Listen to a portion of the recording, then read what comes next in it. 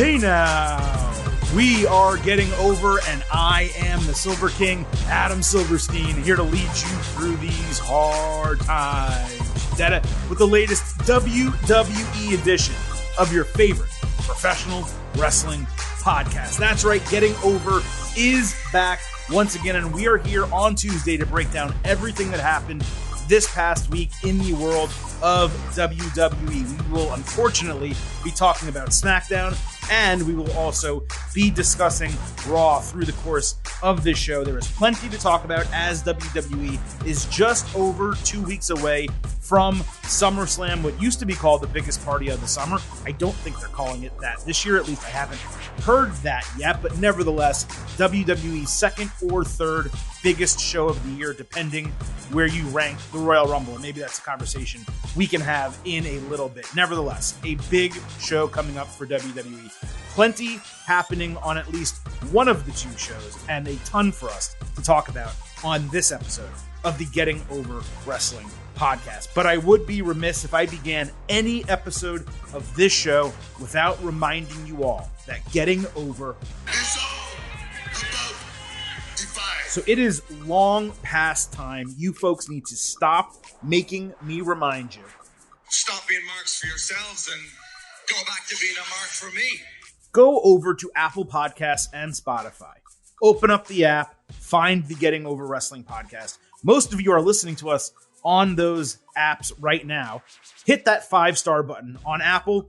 Also leave a review. Let everyone know how much you love the show, why you listen to the podcast. Those ratings, those reviews are super helpful for us. They boost us up in rankings, get us more listeners, all things we want here in the world of Getting Over. And of course, every time there's a new 5-star review left, we will read it live right here on the show. The good news is we've gotten some new 5-star ratings recently, and I definitely appreciate those, but no more reviews since the last time I read one. So we need a couple more reviews. We will read them here on the show. As always, also, please do not forget to follow us on Twitter at Getting Overcast. We talk about wrestling all week. Whenever new episodes drop, you will find out first at Getting Overcast on Twitter. Now I'm going to welcome in our co-host, as always, Vintage Chris Vanini. And Chris, I'm going to welcome you in by saying this. There are some weeks, by the time SmackDown ends Friday night, I'm sitting there and thinking to myself, man, I wish we didn't tape the podcast on Tuesday, because it sometimes is really tough to wait, 3-4 days to talk about what happened on what is now WWE's A Show, the signature program, SmackDown on network television, of course, Fox, every week. But this Friday, I did not feel that way. And you may be saying to yourself, well, why, Silver King? Let me tell you, Getting Overheads, because Friday night, we got, unequivocally, the worst SmackDown of 2022 and one of the worst WWE TV episodes of any type that I've maybe ever seen. And this is an episode that had Roman Reigns return for the first time in a month. 2 matches on SmackDown this Friday did not happen at all, including an exciting main event that was promoted all day and all show. Please listen to what I'm about to say, because this is not an exaggeration. There were 5 matches on SmackDown. They totaled 12 minutes and 46 seconds of match time. We got 9 minutes and 24 seconds of live wrestling on television. Less than 10 minutes of wrestling in a 2-hour wrestling show. That's the length of what one match should be on TV, as we saw Monday night on Raw. We did not get a promoted main event that had very high stakes. Reigns did absolutely nothing in his appearance. They beat around the bush about a women's championship match that they just chose to announce after the show was off the air, as opposed to during the show. There was almost nothing redeemable about SmackDown on Friday night. And I'm glad that we're taping this on Tuesday and not Friday, because I think I'd be screaming into the microphone to the emotion and anger that I had wasting 2 hours of my life watching SmackDown this past Friday. And even here, I wish I could just rant for an hour about everything that was wrong with this SmackDown at the top of this show. But we need content for the good, the bad, and the ugly, so I can't exactly do that. Chris, I know you didn't watch it live.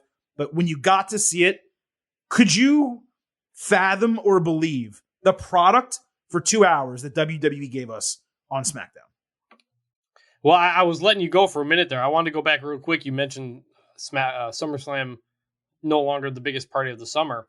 I got to say, it's not. We're not cool for the summer here in Texas either. If you remember that, was it Demi Lovato did the theme song that one year or something like that? Cool for the summer. They hit it over and over and over again. It's 100 degrees every single day in Texas right now, and it may be the hottest summer we've ever had, and it's driving me crazy. And so, when it comes to, I may just be kind of out of my mind in general, but when it comes to watching wrestling or watching the last 2 episodes of WWE television, I was just kind of confused and baffled by a lot of it. I didn't watch SmackDown live because SmackDown is no longer a show that you need to watch live. It's not any good. And so Adam does it because he wants to live tweet it for all the grateful getting overheads who follow the account. And you ranted quite a bit on the Twitter account, and I was like, I don't know if I want to watch this SmackDown. I kind of want to. I try not to do that. I don't want to turn people off and have them think like our account or our show is just ranting on WWE, which is what every show does. We literally look for the great, the good, the bad, and the ugly and everything in WWE, AEW, whatever. But you got to call it like you see it sometimes. And I mean, we call it like we see it all the time. But you, even on Twitter, like you just got to be honest with what is in front of you. And I was watching that show, and it literally got worse and worse as it went on. And so I ended up watching. I didn't watch the whole episode back. I watched all the YouTube clips, and that included essentially all the wrestling on the show.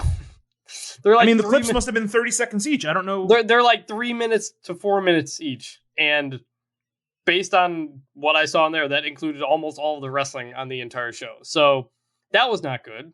We'll get into more of the details later. And then Raw happens, and I was just generally bored by the whole thing. The lack of star power at the top has been an issue all year, whether it's people not being there or whether it's injuries. And we're now a little more than 2 weeks out from SummerSlam, and I'm just like absolutely not feeling it right now at the moment. And a rough weekend of WWE television, in my opinion.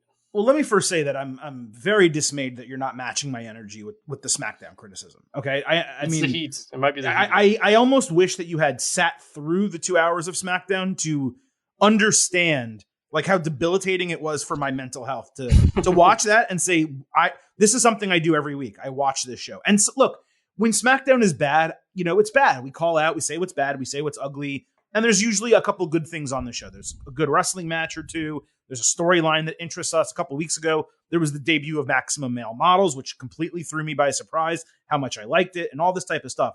But I sat and watched this show on Friday, and I couldn't fathom who put this together and thought, this is compelling television. This is going to keep people watching. And I know that SmackDown on Fox on a non-holiday week, it's going to do 2 million no matter what. Like, I just know they know it at this point. But man, they have even when there's been bad SmackDowns, they've been so much better than this. This episode had no redeeming qualities to it whatsoever. There may be a couple things later that I call good, just because by comparison, they weren't the worst stuff in the world, which is what else we got over the course of that SmackDown. But when you have a wrestling show, and I don't care if WWE calls it sports entertainment, it's a wrestling show. And you have 5 matches that to the live TV audience, they only get to see 9 minutes and 24 seconds of action. That is straight up unacceptable. And when you go through an entire day and promote, we're going to name a number 1 contender in the main event, and we're going to do it in a banger, big meaty man slap and meat match, Drew McIntyre, Sheamus. We've seen it a million times, but you know what? It bangs, and it's at least a reason to sit through even a bad show to say, you know what? We're at least going to get 12 minutes of McIntyre and Sheamus, and there's going to be a storyline development. And to then not even deliver that on purpose, it got worse and worse as the show went on. Now, Raw, you said to you, was boring. And well, one quick thing about SmackDown before you move to Raw. It was in Fort Worth here near me. I could have gone. I had zero interest in going to. I wouldn't go to a SmackDown. And I probably wouldn't go to a Raw either. Like, I went to AEW Blood and Guts. I go to the AEW shows that are around here because they're a pretty fun live experience. And I'll go to WWE pay-per-views, obviously WrestleMania and Money in the Bank last year. But the weekly WWE television shows do not seem to be fun in person.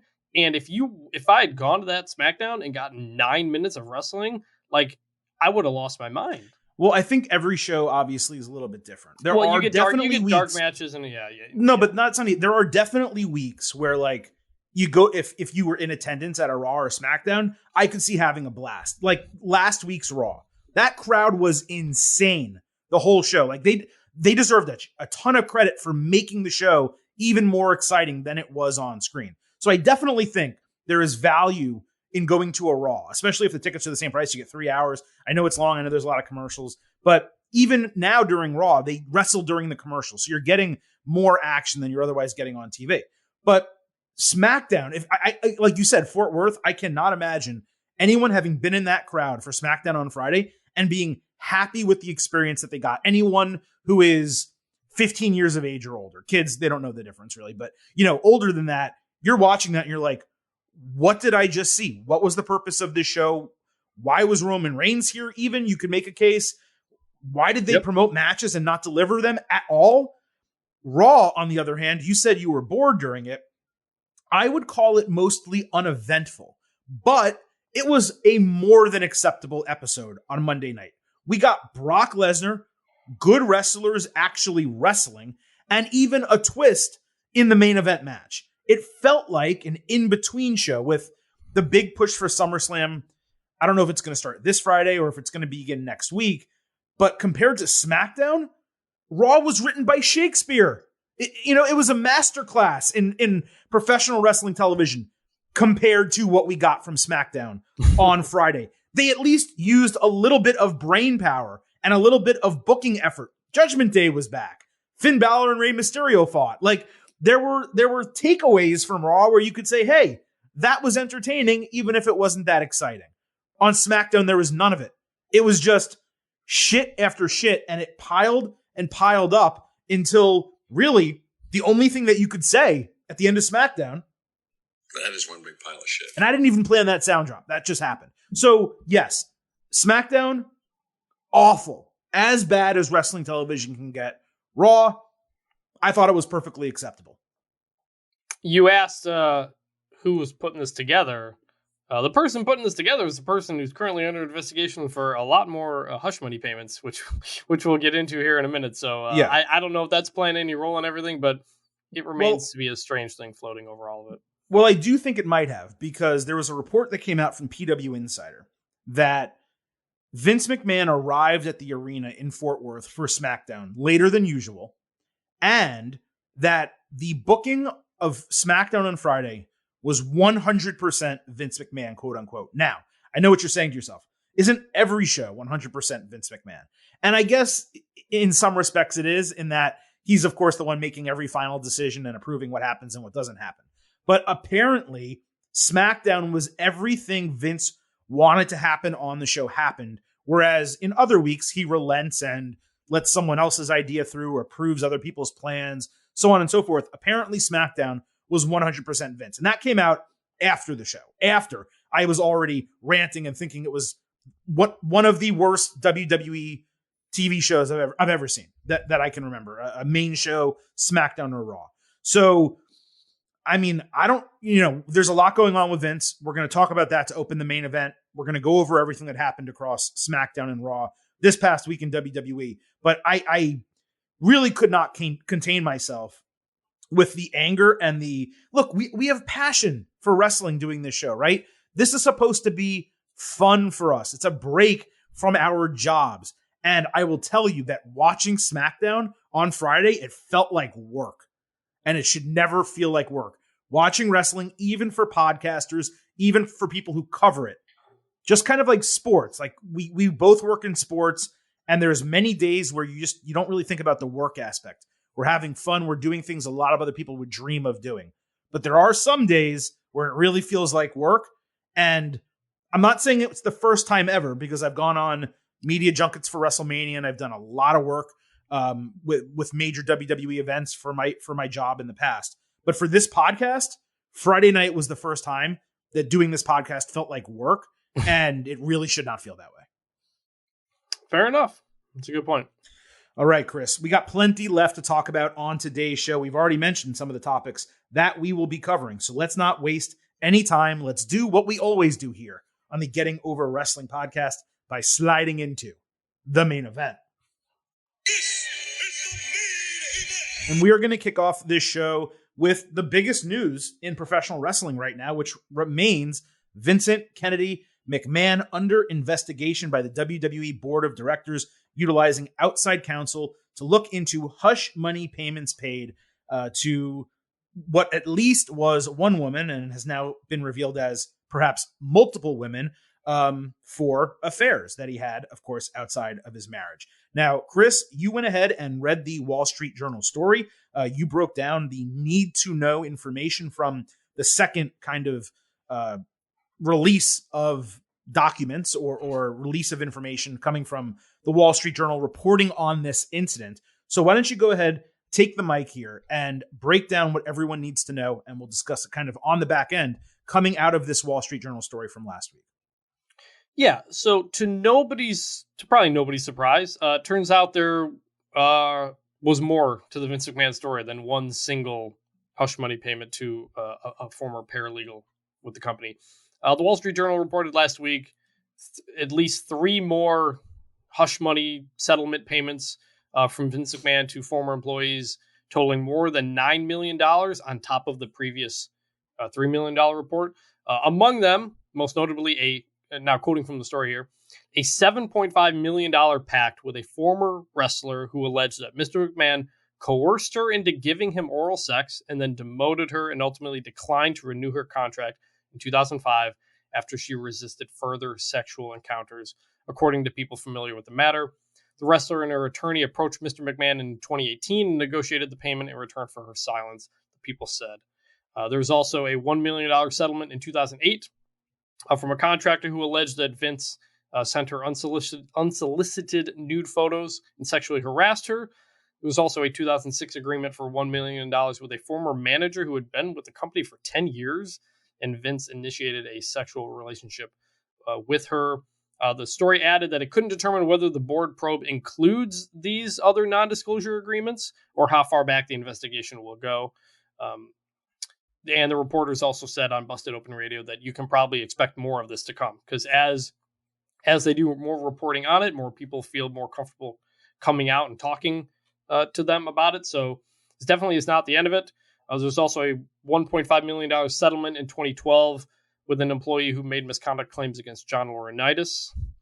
To me, this completely changes the way everybody talked about the first story. Absolutely. Yep. The first story, WWE claimed, by the way, coming from the WWE side, that the first one was a consensual relationship. This is now reporting allegations of coercion, of retaliation, of sexual harassment. This is the real serious stuff. And frankly, it being portrayed as infidelity and misconduct in headlines and stuff like that, I think just kind of underplays how big of a deal this is and how this needs to be framed in a much more serious tone. And again, it's there's probably going to be more of this. The Wall Street Journal said that they're working on more. So that's what was in the latest story. And I like I said, I think it completely changes the tone and the framing of kind of how we look at what's going on here.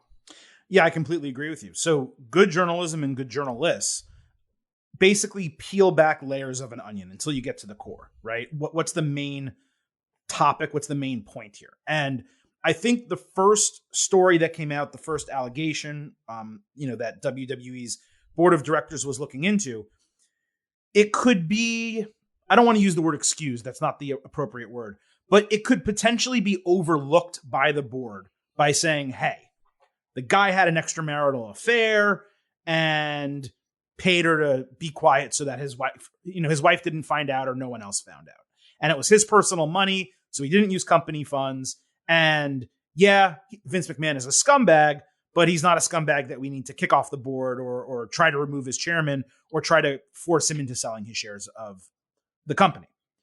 That is very much the mindset I think that people took out of that first report. And it's something that we shared here on the show. We said, we don't really think this is enough for Vince McMahon to be pushed out of WWE for all the reasons stated, most notably that he controls the vast majority of voting stock in the company. You specifically said that at least that first story did not include allegations of coercion. Exactly. In this one. This one does. This completely changes the game. This, not just the fact that it's coercion, that it is someone, was fired when they refused to continue to have a sexual relationship with him that they were coerced into, but also the fact, and an employee is an employee. Don't get me wrong. Whether it's someone in the office, whether it's a wrestler, both people are equally important. But the fact that it was not just an office employee that he was doing this with, but talent and people that were contracted to work for WWE, that plus the coercion aspect creates such a cloud over Vince McMahon where you say to yourself, how could this person be allowed to continue operating in any aspect of the company? Number one, he now has legal concerns to deal with beyond his status in WWE. But when it comes to WWE, which is what we're primarily talking about here, how can you take someone who has one allegation, at least for now, likely to come multiple allegations, just seeing and kind of assuming and guessing how this is going to play out, about coercing talent and then punitively penalizing them for refusal to either start or continue these things? How can you allow that person to be around talent? You can't. Just like you can't allow him to be around front office employees. Again, there may have been, if it was only the first report, a way for WWE to squeak and kind of weasel and twist and turn its way around it, where maybe Vince is no longer chairman, but he retains his voting stock and he leads creative, but he's no longer the public face of WWE. This, there's no way that I can fathom if this is proven out to be accurate, which if you're talking about multiple documents and multiple people, and again, this is just the second layer of the onion to be peeled, I see no possible way this person is able to retain their role as lead of creative, working with talent multiple times a week, not to mention that person's role as chairman and CEO of the company. So this to me was 10 times more damning than the initial report, which on its own was despicable and disgusting. I just didn't think that first report would lead to change. This one, if this continues to prove out into, these allegations being accurate and further layers of the onion being peeled, I think this is completely unsustainable for Vince McMahon. And I think it's only a matter of time before he's completely out of creative, out of his chairman role. He may maintain his stock, but sponsors, networks, people are going to put pressure on WWE because this is not being reported by the Wrestling Observer newsletter and Fightful and the Getting Over Wrestling podcast. This is being reported by the Wall Street Journal. It probably soon will be reported and dove into in greater detail by perhaps the New York Times and the Washington Post. This is major media. This does not get swept under the rug. WWE is a publicly traded company. Shit's about to go down. Yeah, this, when you've got coercion, you've got retaliation, you've got people not getting their contracts retaliation renewed. That's the word I was looking for. This is all that stuff that happened in Me Too back in the day. All the power dynamics here of using sex or forcing sex or coercing to sex to create power over somebody and then retaliating against them in various ways. That is obviously a huge, huge problem. And I don't know how you can leave somebody in charge, even of creative at that point, especially when you said it's involving talent. This is still in his current role, even stepping away from CEO or chairman, he is directly determining what happens with talent. And as for if anything can happen, like we said, the family still has controlling shares. The Wall Street Journal story itself said it's not clear that they can actually get out of it or anything. It's only going to happen if Vince or people around him believe that him stepping away would be beneficial to the company. We have not seen any comments or much reaction from sponsors, from partners yet. Denise from Final Four Wrestling Observer reported that the Netflix series on Vince has been pulled. That's the only report I've seen of that. So there's still not much going on yet. And until something does, I don't know if anything will happen with Vince. But you've noticed that he's not coming out on TV anymore, which was ridiculous in the first place. It was absurd, yeah. And so I don't really know where this goes next in terms of Vince, other than kind of waiting for more shoes to drop here. It's a ridiculous situation, and I think everybody involved would probably agree that it would be best to go. Also, the filing to the shareholders says that it is basically materially important that Vince McMahon stay with the company. That if he was no longer with the company, that the company would be damaged. The quote is, "The success of WWE hinges on McMahon standing as its leader." Yes. Which I can't believe they put into an investor report. That to me is unfathomable. They're saying, how old is Vince now? 76? I'm Googling it while we talk here. They're saying that to their investors, and I don't know who approved this. WWE is saying to its investors, our company's success hinges on a 76-year-old man leading us. That's not to say that people who are aged 76 or older are not capable leaders. Of course they are. Okay, everyone's different. Everyone's mental capabilities at different ages are completely different. But what it's saying is that someone who is 76 years old, who is much closer to the end of their life than they are even the middle of their life at this point, someone that age, without him, you pull that pin, this company falls apart. Why would you ever include that in investor material? That is the most nonsensical thing. You want to talk about like unforced errors? We talked about Nick Khan booking Money in the Bank on UFC Saturday in Las Vegas at a stadium on the same night. Complete unforced error for WWE. This is another unforced error for WWE. Now, does what's printed in their materials actually matter? No, because I think informed investors will realize, well, if something happened to Vince, whether he's removed, whether he, passes, whatever the case, Stephanie McMahon's been there for, 20, 30 years, however long. They have someone to step in for creative. Nick Khan is doing a good job from a business standpoint. I don't think WWE stock is going to completely collapse if Vince is no longer there for one way or another. But by the way, the stock has not materially changed. It hasn't moved. All. Yeah. But the fact that they included that line in investor material, it's just dumbfounding that people that operate within the billions of dollars are not smart enough to realize, we can't really say WWE, it's completely on the back of a 76-year-old man. What it should be is Vince McMahon, standing as the leader of WWE, has led this company to unforeseen successes and riches, whatever the proper terminology is. Vince will remain in that role because he's the best person suited for the job. However, we have this person, and this person who also contribute significantly to the day-to-day operations of WWE. You lay out basically all the other people that contribute to the success of the company, and you don't just say it's all this one guy, which again is just absurd for investors to say that. It's one thing if you want to say it from a PR standpoint publicly to journalists, where you say, WWE, Vince runs the whole ship, but not for investors. That is very dumb.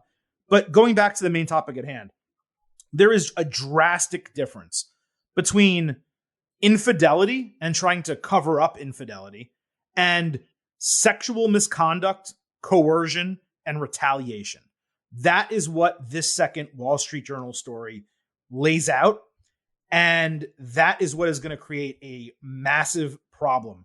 Again, the biggest issue that WWE is likely facing, because I think we probably all agree, chances are all these allegations and all these documents that have been uncovered are going to prove out to be accurate and real, right? So the question is, what the hell does WWE do here?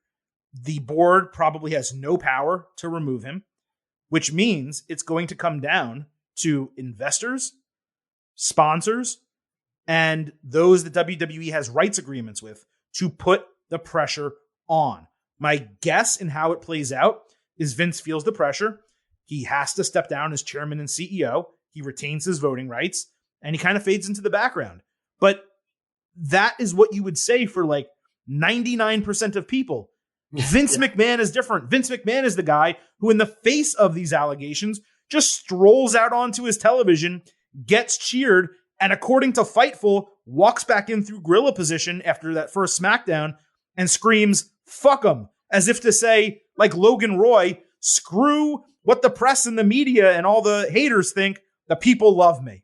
Well, yeah, they did show that SmackDown. Guess what? You haven't come out since these latest Wall Street Journal allegations. I don't think your response would be the same. And even if it was, it's in the context of a wrestling show, not what people actually think about you. So none of this, I hate to say it, about Vince McMahon that's come out is overly surprising. It's mostly stuff that people, I don't want to say joked about, but kind of said, off the cuff in private conversations or talking on the IWC. Oh yeah, that Mr. McMahon character on TV, that's probably what he's like in real life. And then you piece together all these little parts of stories that you've heard and you create this character that you think Vince McMahon is. Well, this is proving out to be the character that we assumed or thought he potentially could be. I don't know that anyone believed he was going around doing all of this constantly, despite allegations that have happened in the past. But to have 4 different circumstances that have only been uncovered to this point, and to have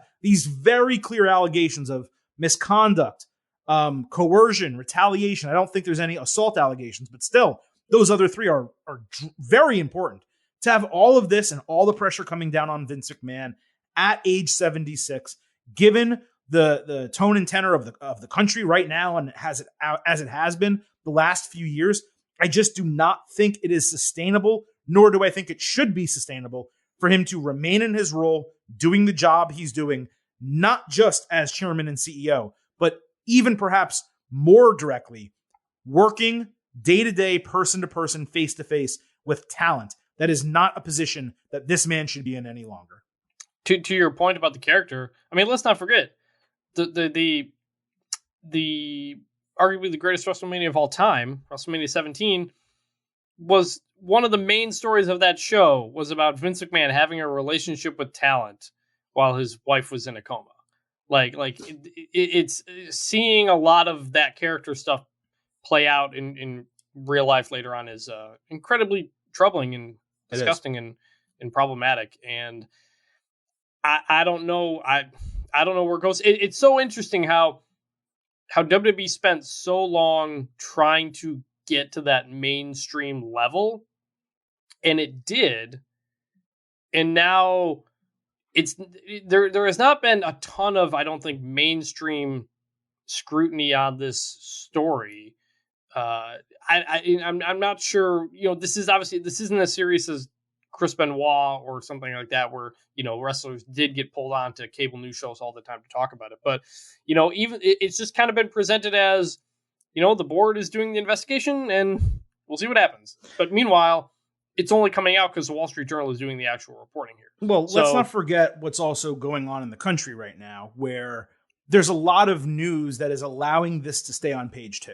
And yes, that is not, this should be covered more extensively in massive national media, in mainstream media, I guess. I hate using that term, but it should be covered more. And the first report, they did have people on. I think Dave Meltzer even went on like CNN to discuss it, right?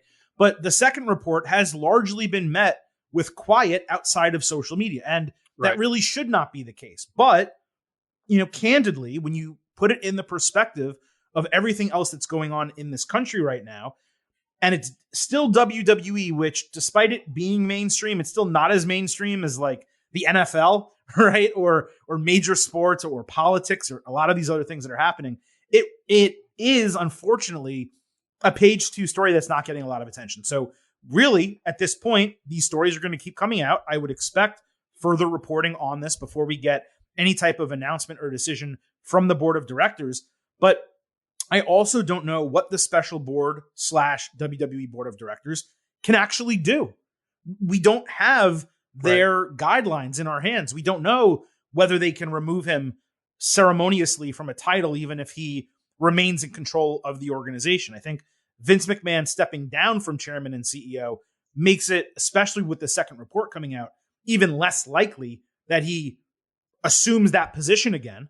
I don't know. They'd have to clear him of everything in order for that to happen. I don't think that's going to go down. And if WWE does try to sweep this under the rug and clear him, then I wouldn't be surprised if many of the women who have signed these NDAs come out publicly and then push the pressure on WWE to literally oust him.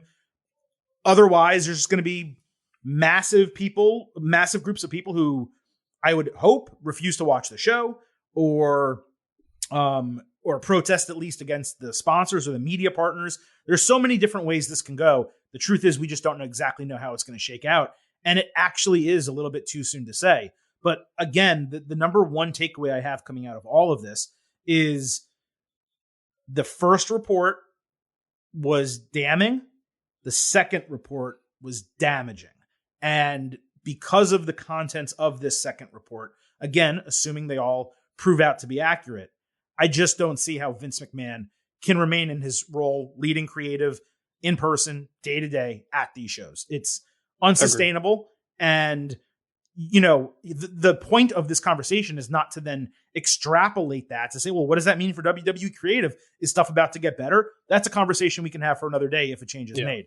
At this point, though, it's really about what does WWE do and how do they do it?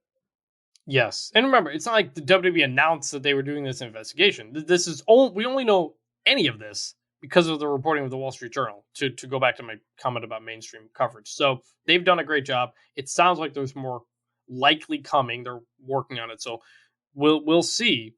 But this is incredibly damaging, troubling stuff that in a way doesn't surprise any of us, which maybe says something about all of us.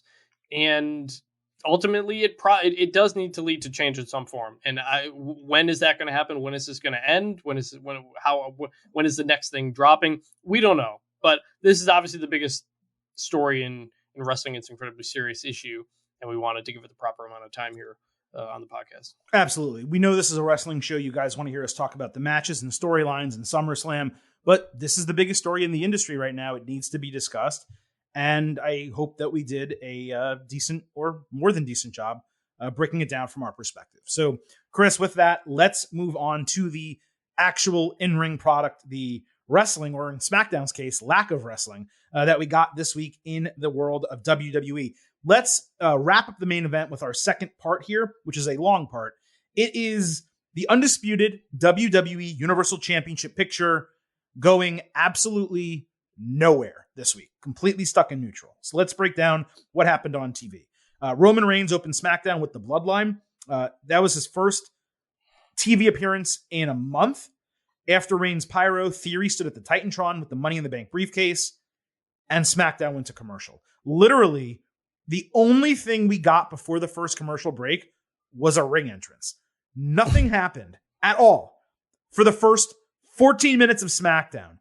How WWE thinks that's compelling television is completely beyond me. So Reigns explained why his life is so good. He points out Paul Heyman looks concerned. Heyman shook, like his body shook with the mic in his hand. He said he loves the Bloodline. He loves Roman Reigns. But Brock Lesnar's a problem because he doesn't respect them and he doesn't respect Reigns.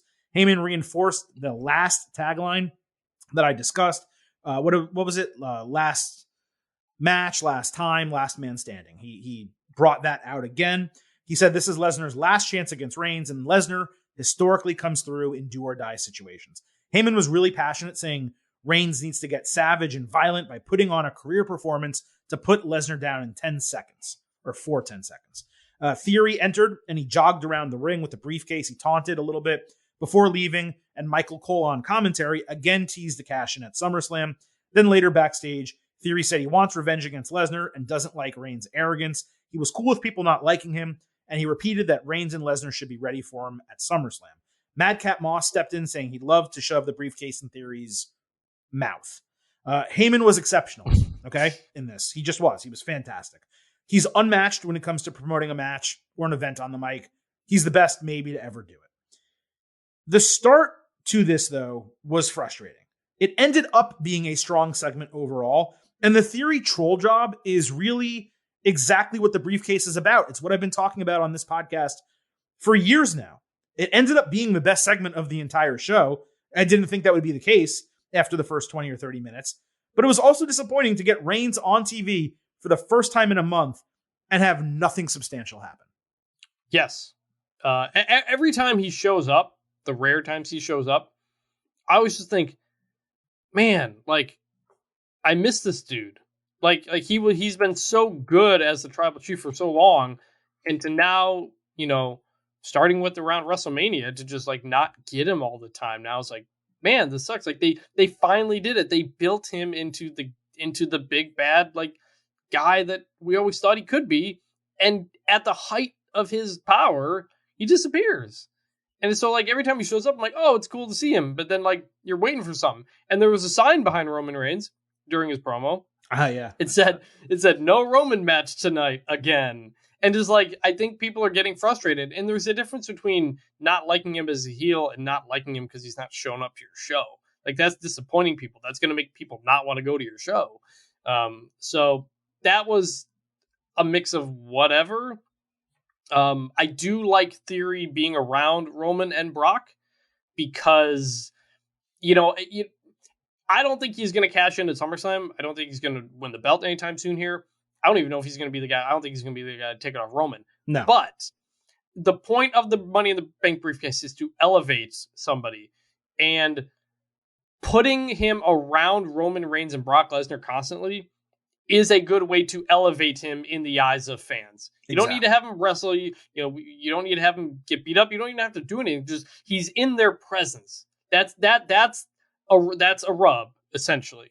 He's just around them. They're thinking about him and that type of thing. I thought his promo work on top of that stage on the ramp there it looked good. He delivered it well. He's really solid on the mic. He's not amazing, but like he talks with a confidence that he feels like he deserves to be there, which is good to see. So that was great. Did we get into the Brock stuff? Like kind of his whole promo. No, I just talked about SmackDown. I go in order. SmackDown, then Raw. Yeah, so look, I'm just continuing the rest of my Theory part here, but like I liked what I saw from Theory over these two episodes. Yeah, well, Theory he's 24 years old. Like, and people really forget this. Now, is he being pushed really hard?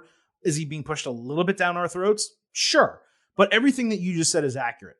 They're putting him alongside Roman Reigns, Brock Lesnar, and Paul Heyman. And this is how you kind of start to develop getting someone over. What did WWE do with Randy Orton? They had him be the legend killer. They had him annoy and work with many of the people in the company who were the most over and the biggest stars. What did they do with John Cena? A little bit different, obviously. But he came out, he slapped Kurt Angle across the face. Then he got a handshake from The Undertaker, right? Like this is what you do. You put people who you think have a big future in your company at a young age around the other big stars in your company. So it's working to that aspect, and the aspect of teasing briefcase cash-ins and talk about it and having them kind of troll by skipping around the ring. That is all really positive stuff. And it was a good use of Theory. And like I said, to me, this was the best segment of the entire show. I had no idea that would be the case at the time, but it was the best thing we got because we got a great Paul Heyman promo. Sure, Roman Reigns was there at least, and the interaction with Theory proved to be positive. But let's talk about the second half of the WWE Universal Championship picture that happened on SmackDown. So, promoted all day and all show was a Drew McIntyre versus Sheamus #1 contendership match, with the winner going on to face whoever the champion is at Clash at the Castle. McIntyre cut a promo earlier. Sheamus made his way out with 8 minutes left in SmackDown. He coughed and said he may have a little bit of the COVID and can't wrestle until he's cleared. So Butch took his place, not in a #1 contendership match, just took his place in the ring and lost to a Claymore in 90 seconds. Then Ridge Holland attacked and immediately ate a Future Shock DDT. McIntyre threatened Sheamus with the sword And they did an absurd spot to end SmackDown where he swung the sword and broke the top rope, which we've seen before. But not just that. When the top rope broke, fire, Kane's fire, shot out from all the ring posts. Seriously, what the fuck was this?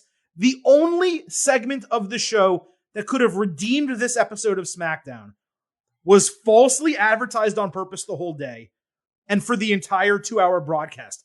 And not only, Chris, do we not get the match, they actually fucking joked about COVID, which has killed 1 million Americans. That's just Americans. I hope not, but potentially some of your family, friends, coworkers. Again, they joked about it as a reason to not deliver a promoted main event.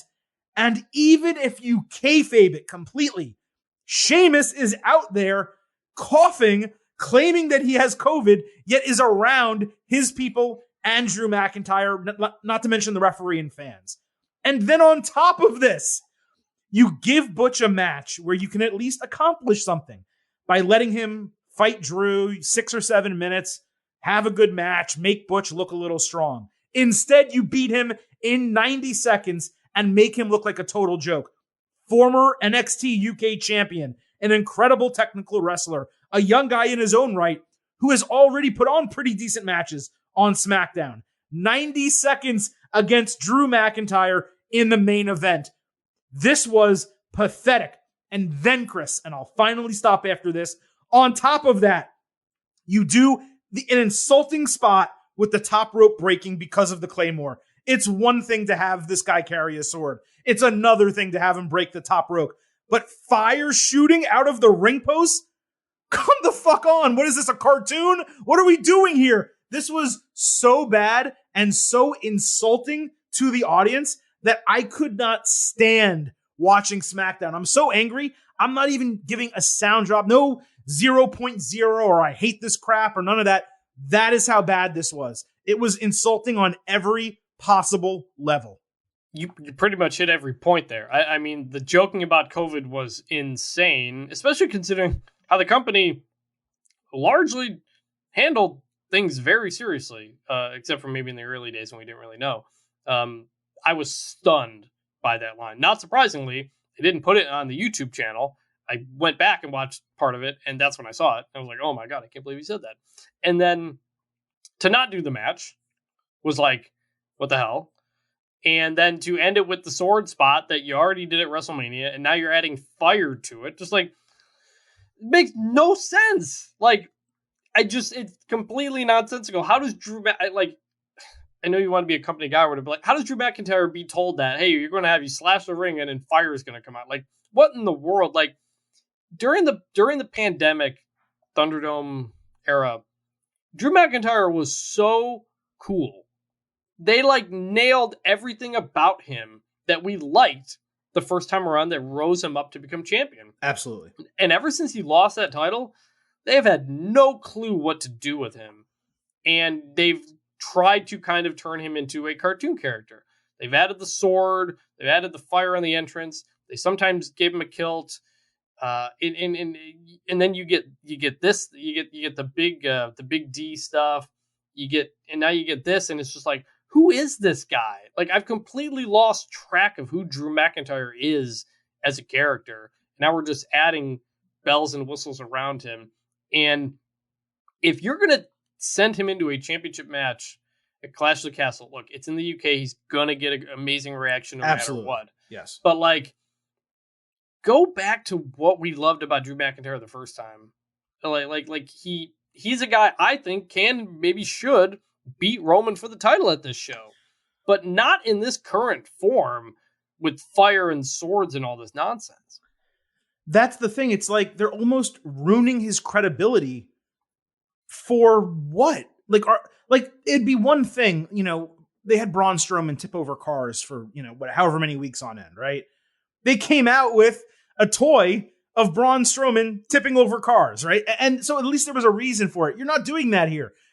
You're not selling video games. This isn't part of his entrance because he's not going to consistently break ropes. Like, it's the strangest thing. On one hand, they do book McIntyre very well. He doesn't lose. He looks strong. He gets good time on the mic.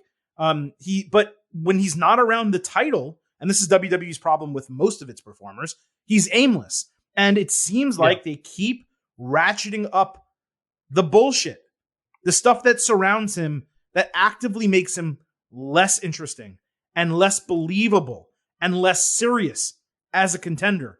You have a guy who can stand toe-to-toe with Roman Reigns in the ring. I'm talking about wrestling, promo, physically.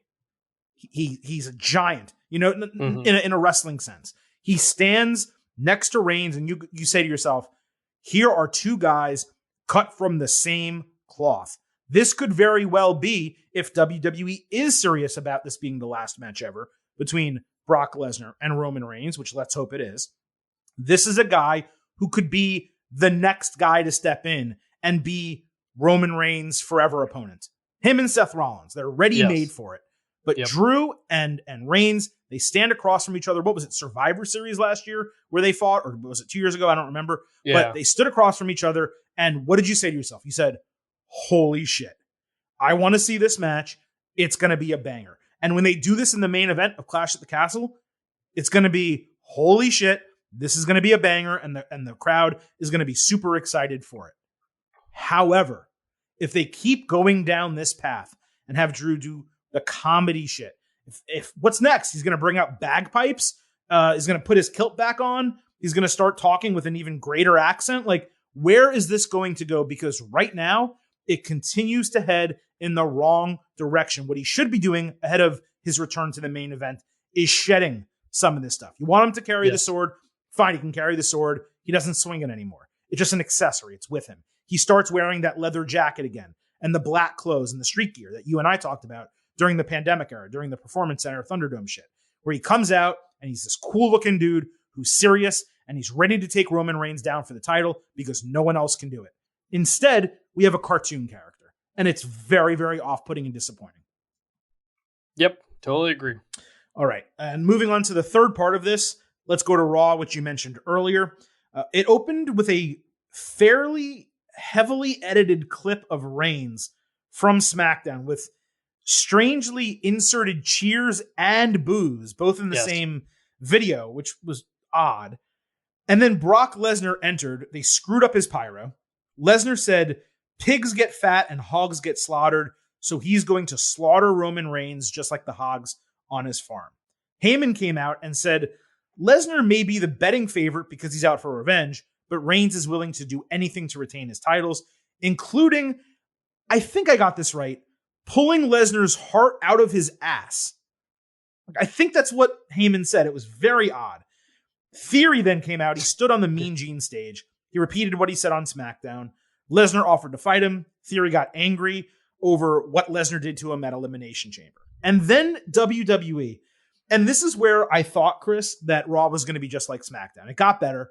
But in this moment, I'm like, oh my God, WWE, they haven't fallen off a cliff. They've pushed the entire creative department off a cliff because they showed a highlight from Elimination Chamber, which was a great highlight of Lesnar doing the F5 to Theory off the top of the pod from Elimination Chamber and him landing on the steel grate.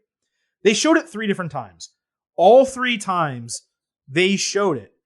Once Theory got thrown off the pod and was like falling down, they cut the screen to black. All 3 times. And they did this because Theory landed safely.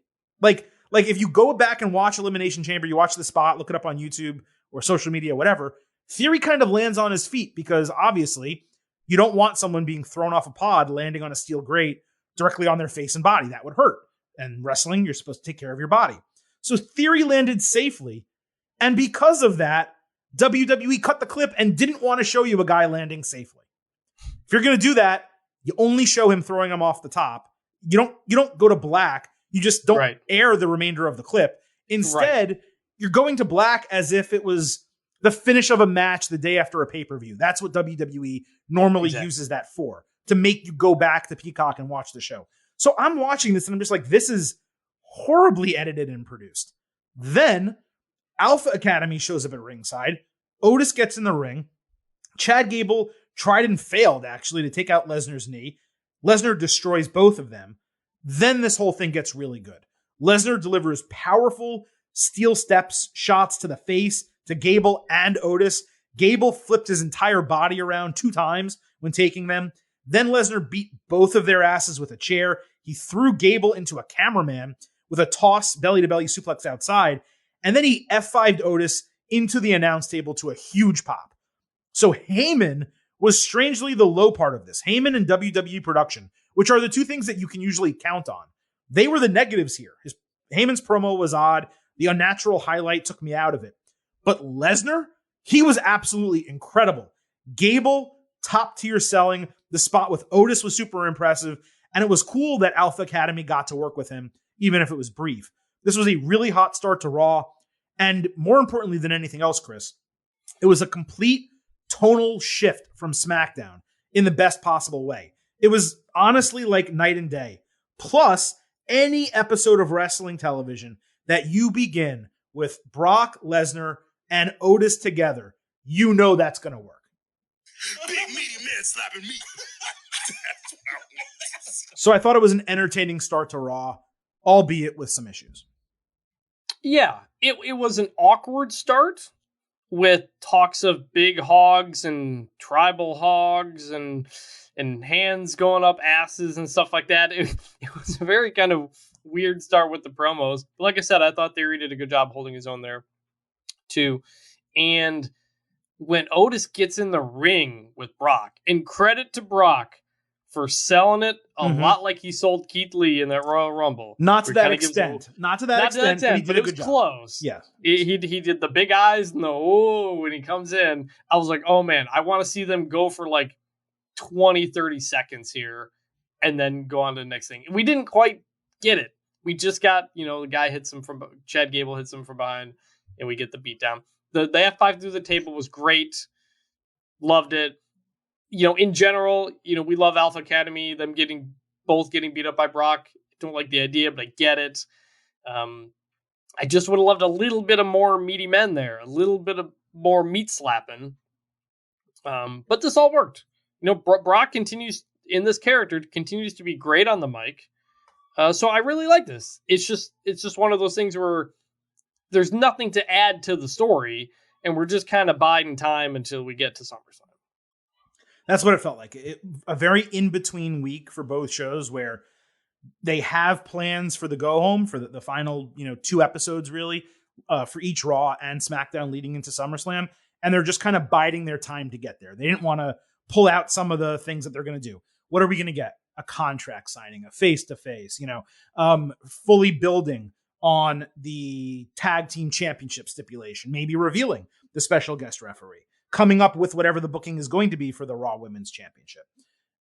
Is Gunther going to fight Shinsuke Nakamura on the show? These are all questions that we have about SummerSlam, and they can all be answered in the final 2 weeks leading into it. I believe there's 5 total television shows left when you combine SmackDown and Raw before it. But again, having Lesnar on TV does raise the rent. So it was nice to see him, and they allowed him to be in action and accomplish something that was exciting on the show. Yes. But yes, really, it didn't advance the main event. It didn't advance them. Right. Just like Roman did nothing. He literally just stood there. Neither thing really advanced the main event of SummerSlam, with the exception of Theory antagonizing both of them. Correct. At least with Brock, we got to see something. They did something with him. They paid off his appearance. Right. You bring Brock in, do something with him. You didn't do anything with Roman. That's one reason why SmackDown was so disappointing. But again, there's nothing to add to the story. There's nothing. I'm not interested really in the story, but I was entertained by the opening segment. And at this point, that's kind of all you can ask for, if this is what we're going to do. All right, let's move on to the rest of the show. As you can tell, we have a ton still to talk about across SmackDown and Raw, and we are going to do it in the good, the bad, and the ugly. Showing you the good, the bad, the ugly. When your money get funny and them days ain't sunny, we showing you the good, the bad, the ugly, and this is for the hood. You got to love me. All right, so Liv Morgan made her first blue brand appearance on SmackDown as, of course, the women's champion. This happened at the show's midpoint, so they knew it was going to be a big moment. Michael Cole got interrupted by another "You deserve it" chant for her. He suggested Ronda Rousey wants a rematch. As early as SummerSlam, Liv said, "Bring it," because no one wants to stay on top with the championship as much as she does. Natalya interrupted, saying Liv never would have beat a healthy Rousey. Then Ronda came out selling the knee. She congratulated Liv and told her to savor the moment because defending the title is much tougher. Rousey said she was not dressed to fight, but she would. So Natty attacked her before getting thrown out of the ring by Liv. So we got Rousey against Natalya in a rematch of what we just saw, by the way, at Money in the Bank. Rousey was basically wearing street clothes, a tank top, yoga pants, while limping around the ring. Natty walked up the ramp selling a knee, so Ronda tracked her down. She put Natty in an ankle lock 3 different times and won in 2 minutes. Again, this was SmackDown. So every time I say SmackDown, I want your brain to say, okay, what Adam is about to say is going to be absurd. Okay, that's how I want you guys to listen to the rest of the show. So I figured Cole was in the ring for the interview because Rousey was not there. So for him to mention a potential rematch, only for Rousey to later come out and suggest it was happening without a direct challenge or an official announcement was strange. And then we get a Money in the Bank rematch that ends in 2 minutes, despite Rousey selling an injury at the start of the match. Not to mention the wrestling between Rousey and Natalya was awful. This shit was terrible. Liv saved it from being ugly just because she was there and got a good crowd response. But this was bad. There was nothing redeemable about this thing except for Liv. It was truly horrendously conceptualized and terribly booked. We, or at least I, really liked their Money in the Bank match a lot more than I expected it to be. Same. So to then follow it up with this kind of nonsense was just like, you know they can do a lot better. You know they can do a lot more. It's just WWE not giving them anymore and them having to cram so much into 3 minutes where they're going outside the ring and doing all this crazy stuff. So, you know, you wanted to get back to Ronda, Liv, sure. You could have done it in a more interesting way that's not kind of insulting to the viewers, which is what they did. And insulting to Natalya, who went toe-to-toe with Rousey at the pay-per-view, only to lose in 2 minutes the next week on SmackDown. What sense does that make? Exactly. On Raw, Becky Lynch cut a promo on the announce table saying the way Liv won the title is like winning the lottery, but she works her ass off every week for a paycheck. She was incensed at Carmella getting a rematch for the title, despite the fact that Becky claimed she earned one by beating Asuka in what was not a number one contenders match, but certainly seemed like one. Then she demanded a title match at SummerSlam against the winner. So there was an announced Raw Women's Championship match, Bianca Belair against Carmella. Belair cleanly caught Mella flying at like her waist, which was incredibly impressive. She put her into a cool vertical suplex. Mella did botch a couple sell jobs, but she got her knees up on a standing moonsault with a heel kick for a near fall. She stopped the KOD, hooking her arms first on the ropes and then her feet to the top rope, which was pretty inventive. Then she countered the KOD into an X Factor, which was probably one of the best KOD counters we've gotten to this point. Yeah. Belair ran Mella into the ring post with the referee counting. Mella slipped inside, and Lynch distracted Belair at ringside, who was dumb enough to ignore the count and instead argue with Becky. Mella then won via countout in 13 minutes. She taunted Bianca after the bell, only E to KOD to end the segment. Everything about this was going perfectly fine until the finish, which was absurd. The match, first of all, Belair-Mella, was far better than what they did at Money in the Bank. This is the exact opposite of the SmackDown booking, where they gave us something that was way worse. Here, they gave us a match that was way better. In fact, I would not be surprised, Chris, if this is what the match was supposed to be at Money in the Bank, and maybe it got trimmed for time or something like that. This was actually one of Carmella's 3 or 4 best matches in WWE, like singles match, one-on-one. And instead of allowing all of that to transpire with Belair just easily winning and retaining the title, they made Bianca look like a dumbass babyface, which was nonsensical also, given Becky demanded a title match against the winner. You need a clear winner to get your title match, don't you, Bex? Like, as a heel, she should be smart enough to say, well, Bianca's going to win. Great. Then I'll get my championship match. It was also another in WWE's endless string of count-out finishes that we've gotten over the last 3 months. So now we're either going to get Bianca Mella 3, which no one wants, and then Bianca Becky 3 just 4 months after WrestleMania, or they're going to run them in a triple threat to call back to last year's WrestleMania, because don't forget, all three of them were involved in that segment, and I don't think Mella ever actually got a match there. So I'm going to go good here, even though you guys just heard me criticize this a lot. I'm going to go good because all of the elements were strong. Becky's promo was good. The match was very good, but the finish obviously was annoying. The conceptualization of this was annoying as hell, but I did enjoy the elements. So yes, I'm going with good. Definitely a good. That spot where Bianca caught Carmella was insane. And when it happened, I was like, no, this should end the match. Like, I would blow out my back. I think I would blow out my back if Mella jumped. Well, okay, the terminology I used there was not appropriate, but I think I'd blow out my back catching someone, Mella or anybody, at my waist, like flying this is in not, a crossbody. That's crazy. This is not like Brock catching Chad Gable or something like that. Like, they're pretty similar size, and so when that happened, I assumed Bianca was going to win this match, and I go, that needed to end the match. Like, that's a spot that you end a pay-per-view with. Like, that was an incredible spot. The KOD flip into the X Factor, another amazing spot. This match got better and better as it went on. And then you get that weird ending, and you're just like, oh, okay. That I assume we're setting up triple threat here. But like my thought was with kayfabe was, maybe Becky wants Carmella to win the title somehow, because then it's easier to take it off Carmella, but it's only a count out, so she's not winning the title. I don't know. Well, it was a little weird. But this was a really good match. I assume we're heading toward a triple threat. And I also didn't like Bianca standing tall after the count out. Like, Carmella barely got any of the heat.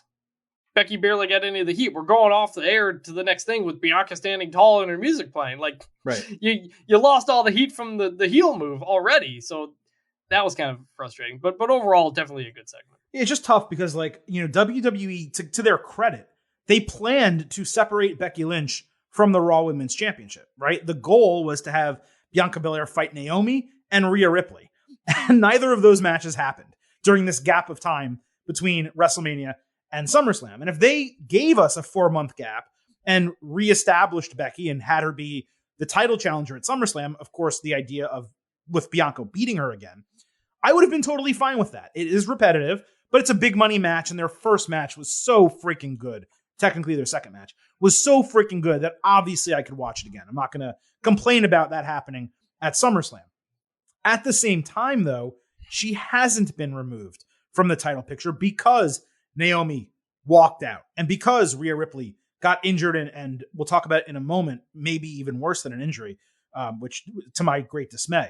But because she hasn't been that removed, this just felt repetitive. It didn't feel as fresh as it could have been. I would have loved if they had Asuka win that match last week and did Bianca Belair and Asuka and have Becky Lynch do something else on the show.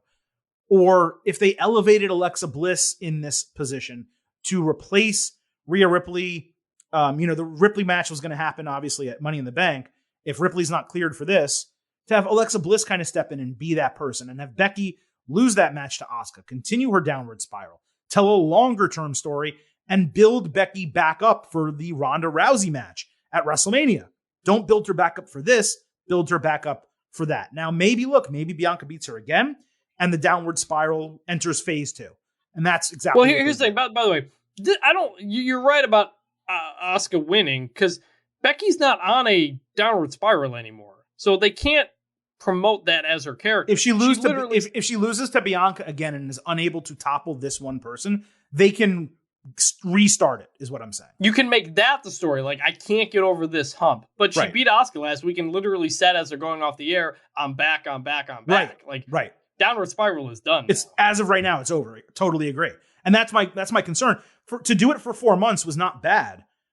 Or a little bit less than that was not bad. But she had a title match in between because of circumstances. Like, again, it wasn't WWE's fault. but they kind of did still put her in that situation. They could have allowed Asuka to have that match one-on-one, saved Becky, and then run the Becky-Asuka non-title match, the no-holds-barred that we just got at Money in the Bank. So they never got to the Becky-Asuka non-title match that they were clearly building, and they never removed Becky far enough from the title to make it feel fresh that she's back in the picture.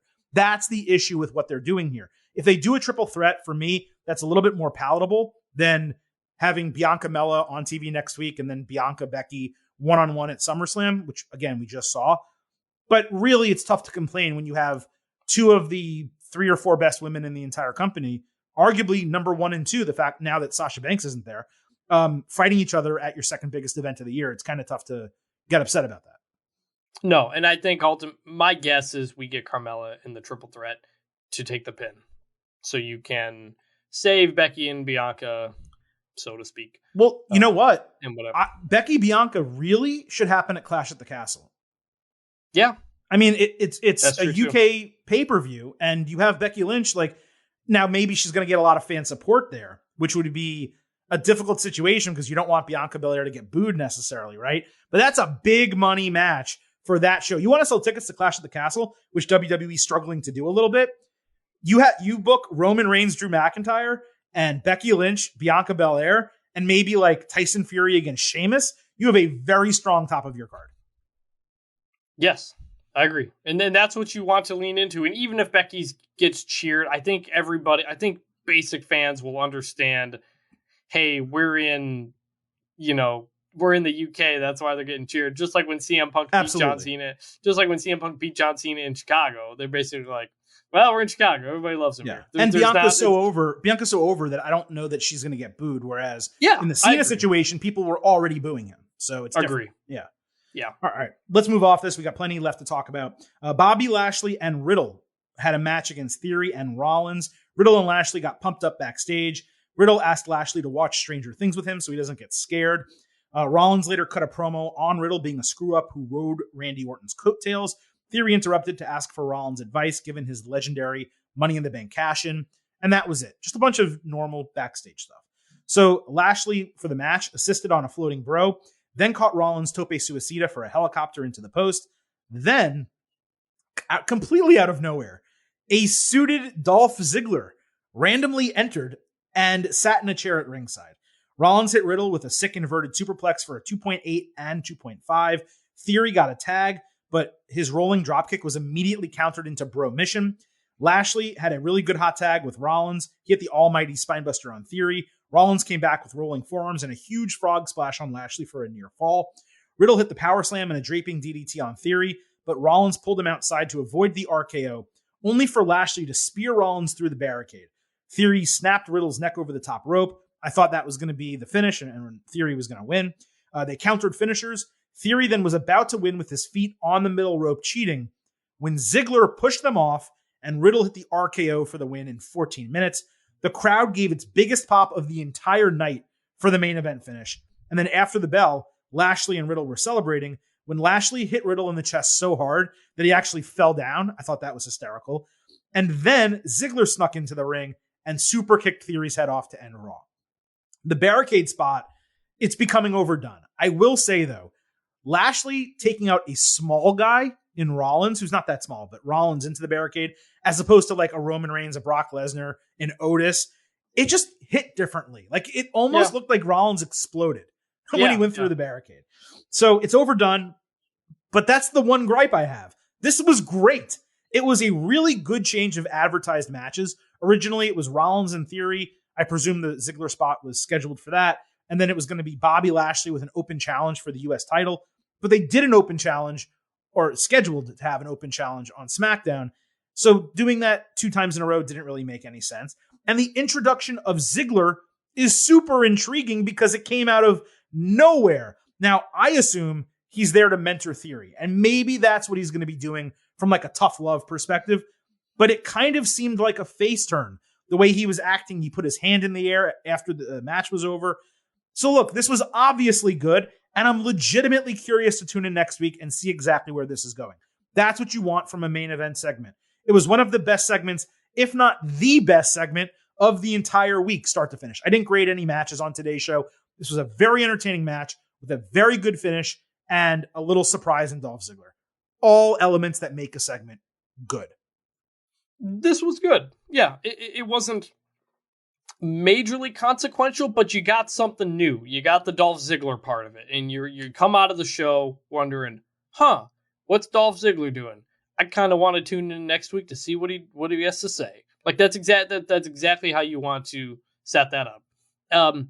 When he comes out and his music hits, and it was just his music, not the one with Bobby Roode, which I really like his theme. He's had it forever, but I really like it. He comes out, and then they go to commercial. Normally, we would hate that. Like, this doesn't... in sports, if something big happens, they don't jump to commercial. But this specific one, because he was just, like, walking out calmly, like not rushing to the ring to do anything, and they go to commercial, that actually did feel like a TV show when someone makes a surprise appearance in a soap opera, and then you go to commercial. Yes. That actually did work as a cliffhanger this one time. I normally don't like when they do that, but I actually did think that worked this time, so I just wanted to point that out. I don't really know what the Ziggler thing is. Maybe, I think we all thought, he's going to team with Theory or do something here to help him along. But this was a face move, and he got cheered, and it's been forever since Ziggler was a face. Theory's got a match for SummerSlam already. So, I don't know. Do they just do a Ziggler Theory match on the go home or something and give him a win going into the Lashley match? I wouldn't mind that. I've said before, like, Austin Theory needs to pick up wins. And in a feud win over a guy like Dolph Ziggler, a multi-time world champion, would be exactly what Theory needs. So I'm not sure where it goes, but I like the potential. Finn Balor had a match scheduled with Rey Mysterio. Before the match, Damian Priest demanded fans rise, and no one moved. I should note, by the way, the San Antonio crowd, there were 8,000 people at Raw, which is a big Raw, and it was sold out in terms of all of the seats that were made available were basically sold. The crowd was horrendous. It was quiet the vast majority of the show. I did have one person tweet me, and you can certainly confirm, you did say this at the early part of the show, that it was so hot outside that everyone waiting in line to get in, and just people living in Texas in general, were so hot that they were probably just exhausted and didn't want to stand or make a lot of noise and just wanted to sit in the air conditioning and watch a show. Maybe there is some truth to that, but 8,000 people to be as quiet as they were for the vast majority of the show was really unacceptable.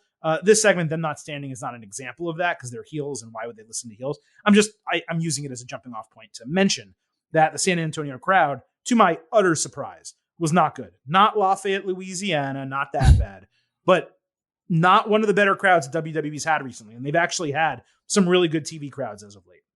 Anyway. I agree. It could be the heat. I don't know. Like it's been over 100 basically every day for almost for a month now. There's no rain, at least up in Dallas anytime soon. So that could be part of it. Anyway, after demanding the fans rise and no one doing it, Priest said the post-match attack last week was justice for Rey's bullshit before trying to convince Dominic to step out of his father's shadow and take control of his career. Balor reminded Rey that they take out legends just like Edge. He said Rey's a bad leader and a bad father. Then there was a little bit of a mini brawl before a commercial break.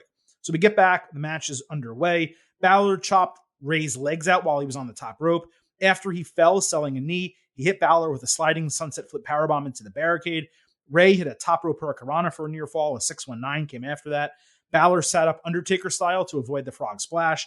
Rey sold the knee. He kicked out of a crucifix. Balor, that is. Balor then countered Rey into a sling blade and an inverted slam before hitting coup de grace for the win in somewhere like 12 to 14 minutes. It was tough because, again, it started during the commercial. Judgment Day tried to sell Dom on joining after the bell and did not attack any further. All parts of this hit for me. The promos worked. The match was entertaining. It got plenty of time. The right person in Finn Balor won. I'd like Balor to speak more and emerge as the leader, but that's not the booking. That's not what they're doing here. And that's okay to do something different. I have to imagine Edge is coming back really soon for a SummerSlam match, given they aired the highlight and they aired a couple of vignettes that we'll talk about in a moment. But this was definitely good. I do think Judgment Day could work if it's given a chance, but I'm not overly optimistic that it's going to get a chance to succeed.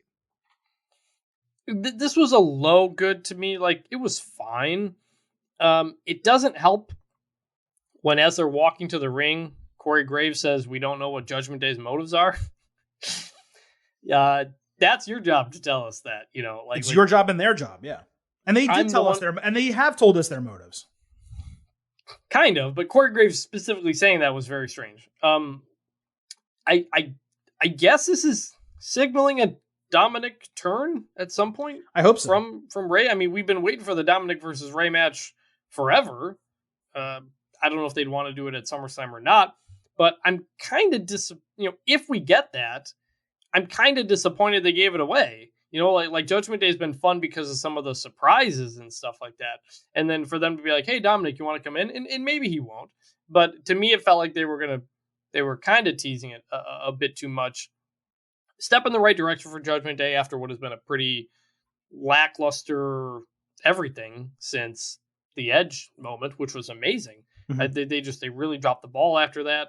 This is a step in the right direction. Real quick, some of it's their fault, some of it's not their fault. Like I'm just talking in general. Yeah, it's not hitting the way it did in that moment. All the potential that we saw. Right. Rhea Ripley not being there is hurting that. Obviously, that's nobody's fault. But Damian Priest, he was good. He was fine when he was on the mic talking and doing his thing. But then when Finn gets the mic, it's just a whole other level. Yeah. And you're right. And he did this in NXT. He obviously created the Bullet Club. Like, he really thrives in these situations.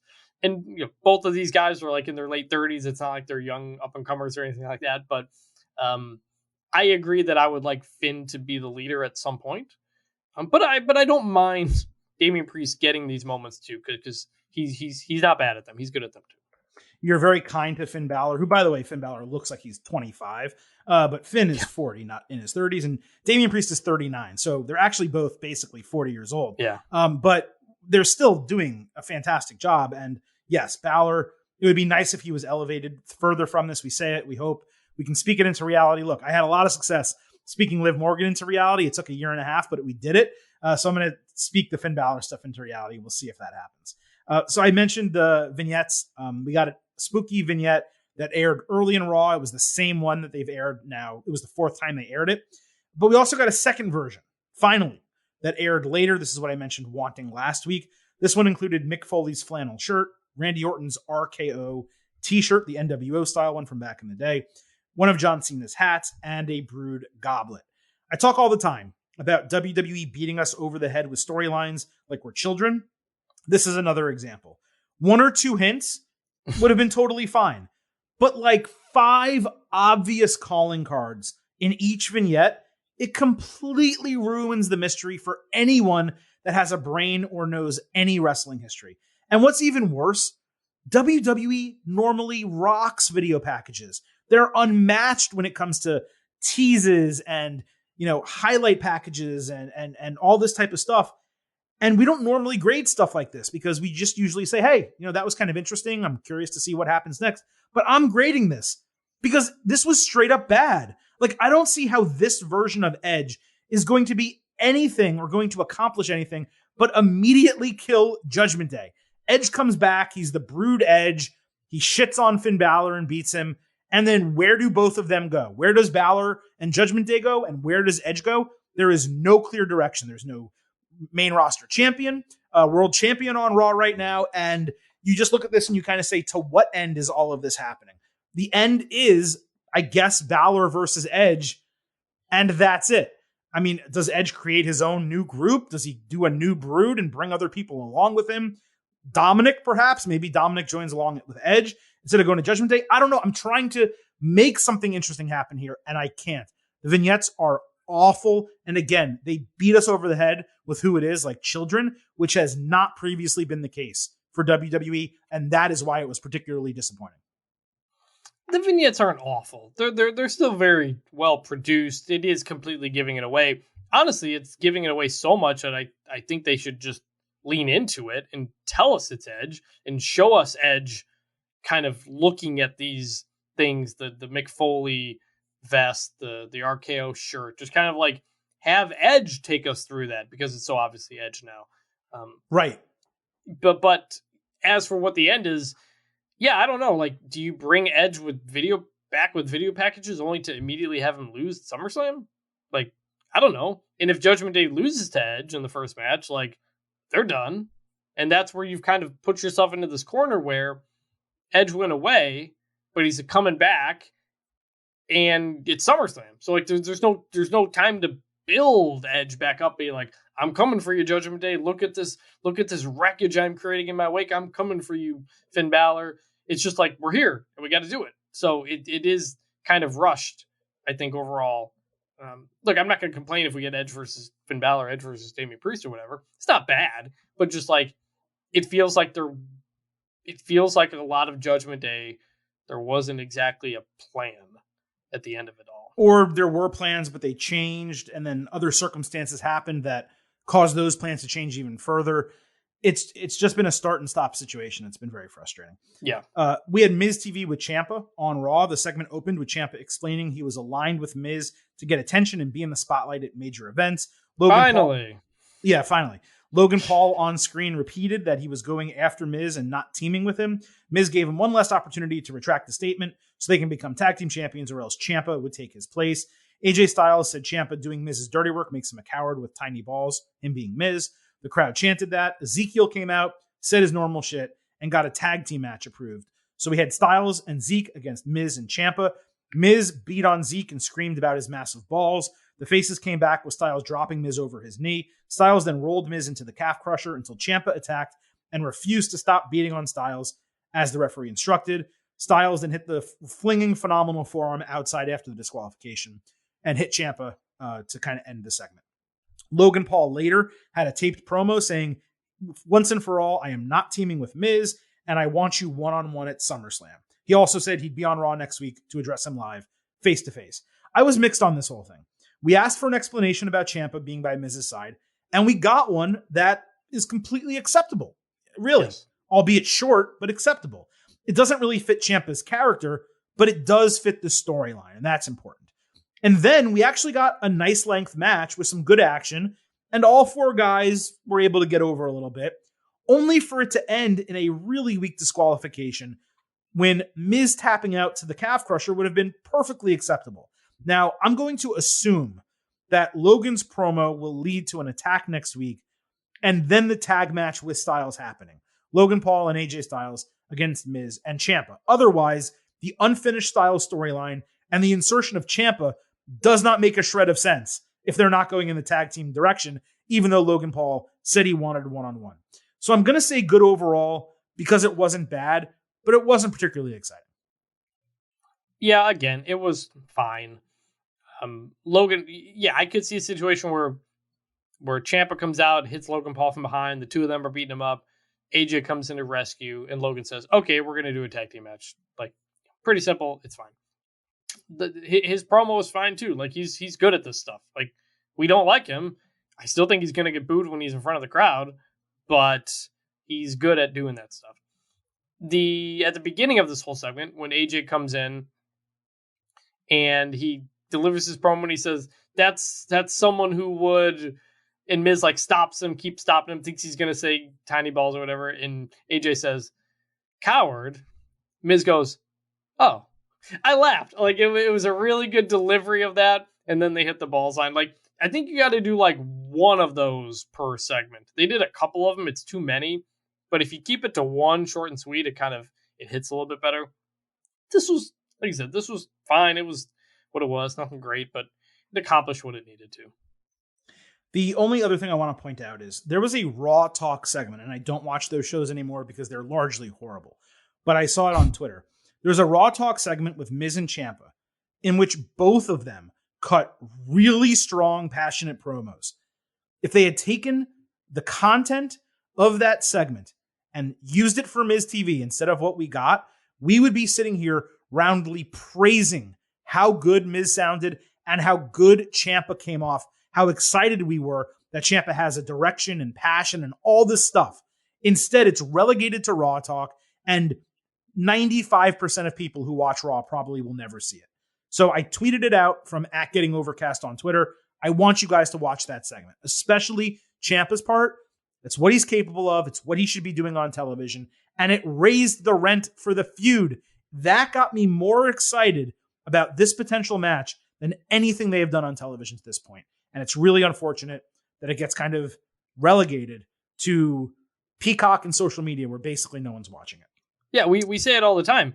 Hey, there's a pretty good YouTube segment or interview, backstage segment, the ones that aren't scripted, that they throw on these shows, and you're like, oh, this actually is really good. This should have been on the TV show. Like, Ezekiel had several vignettes about growing up and what his relationship was like with Elias. And you're like, oh, this is interesting in the character. But like 12,000 people watched it. And it's like, you do the good thing, but you don't get the most out of it. And it's always confusing. I have not watched this clip. I'll watch it when we finish this up. But I believe you because we've seen it all the time. It wasn't some outstanding thing. I don't want to make it sound like it was like the greatest thing ever, but it was very good is the point. And it was deserving of being on television. That's the thing. WWE has talent that is capable of so much more than they're doing. And I'm not just talking about the wrestling, but in terms of promos, selling matches, getting you excited for what you're watching on television. I would prefer, I know WWE wants everything scripted.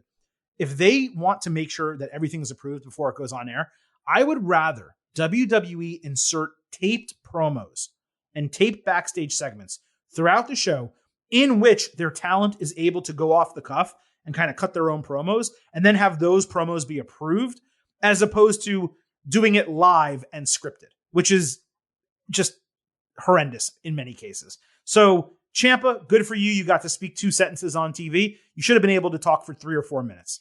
We really should have been able to fully understand your motivation, which he got across in this promo. Not so much just, oh yeah, I want the spotlight, which is really a very lacking explanation for aligning yourself with Miz when you're a multi-time NXT champion and one of the best wrestlers in the history of that brand. But I digress. Over on SmackDown, we have the Usos against Los Lotharios in a championship contenders match. This started during a commercial break because ring entrances started with 20 minutes left in SmackDown. Again, SmackDown, so turn the dial in your head, like I said earlier. The main event was still remaining after this as well. The Usos won in a couple minutes with 1D. After the match, Kayla Braxton asked them about getting away with the win at Money in the Bank. Then she said they cheated, which they didn't cheat. The referee just counted poorly. That's not their fault. Braxton then said there were rumors of a special guest referee for the title match at SummerSlam. I didn't completely mind the booking of this, like to let the champions look strong and just beat a nothing tag team. But the interview was absurd, which made it bad. On top of that, there is zero continuity in this tag team championship storyline. The Profits literally won a match to pick a stipulation at Money in the Bank 2 weeks ago. Yet, they never got to pick a stipulation, and they didn't do it. Now, there is a stipulation for the rematch, which is appropriate, but the Profits didn't get to choose it. And I'm sorry. Think about this in kayfabe for a moment. Why would WWE use a special guest referee who presumably would do a worse job than someone who is a referee by profession? It's like going to Ruth's Chris and getting an undercooked steak. And instead of sending it back for another chef or the main chef to cook it properly, saying, you know what? Let's leave Ruth's Chris and let's go to Outback. That's the equivalent of this. It's completely nonsensical. Maybe the choice is going to be a pleasant surprise, but the whole thing is absurd. And the deal with the stipulation and not following through, the lack of continuity, it really angers me. Well, it's weird. Like, I get the idea that, hey, like a normal WWE referee missed this pin, so we need someone else to make sure they get it right. But mystery guest referee is more likely to make that mistake. Like, you can kayfabe, like, there's an investigation into the referee about why he missed this or stuff like this. And look, maybe a company investigation into an employee is not the proper thing to do in kayfabe right now. But like, you could lean into that instead of just saying, oh, something happened, so we got to do something different. And here it is. And it's just like, it doesn't make any sense. This is a mess. It's everything about this Usos Profits feud the whole time has been a complete mess. Ultimately, they gave us a banger at Money in the Bank, and we assume they will again at SummerSlam. But they're really, really struggling to build a story around this, which is something they never had an issue with New Day Usos. Like, you just get them out there and talk to each other, and you can feel the hate and the animosity and kind of do that. Instead, it feels like cartoonish type stuff's happening, or just like things that aren't how normal people act or react are happening. It's just like stuff just kind of floating around this whole feud, and it's kind of just a real mess.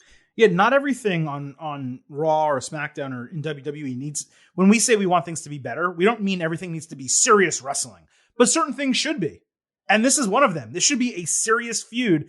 And it continued on Raw, which is kind of what I think you're alluding to. We had Angelo Dawkins against Jimmy Uso as a scheduled match, which repetitive and a rematch that I was going to complain about.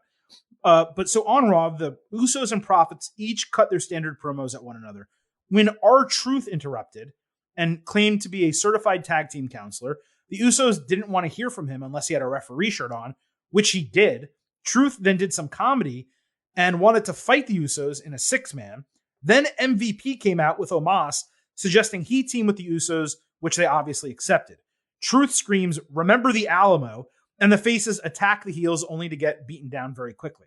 So then after commercial, we get the match, Usos and Omos against Profits and Truth. The Profits took the Usos out with topes, only for Truth to try the same thing, but Omos caught him, of course, and just crushed him.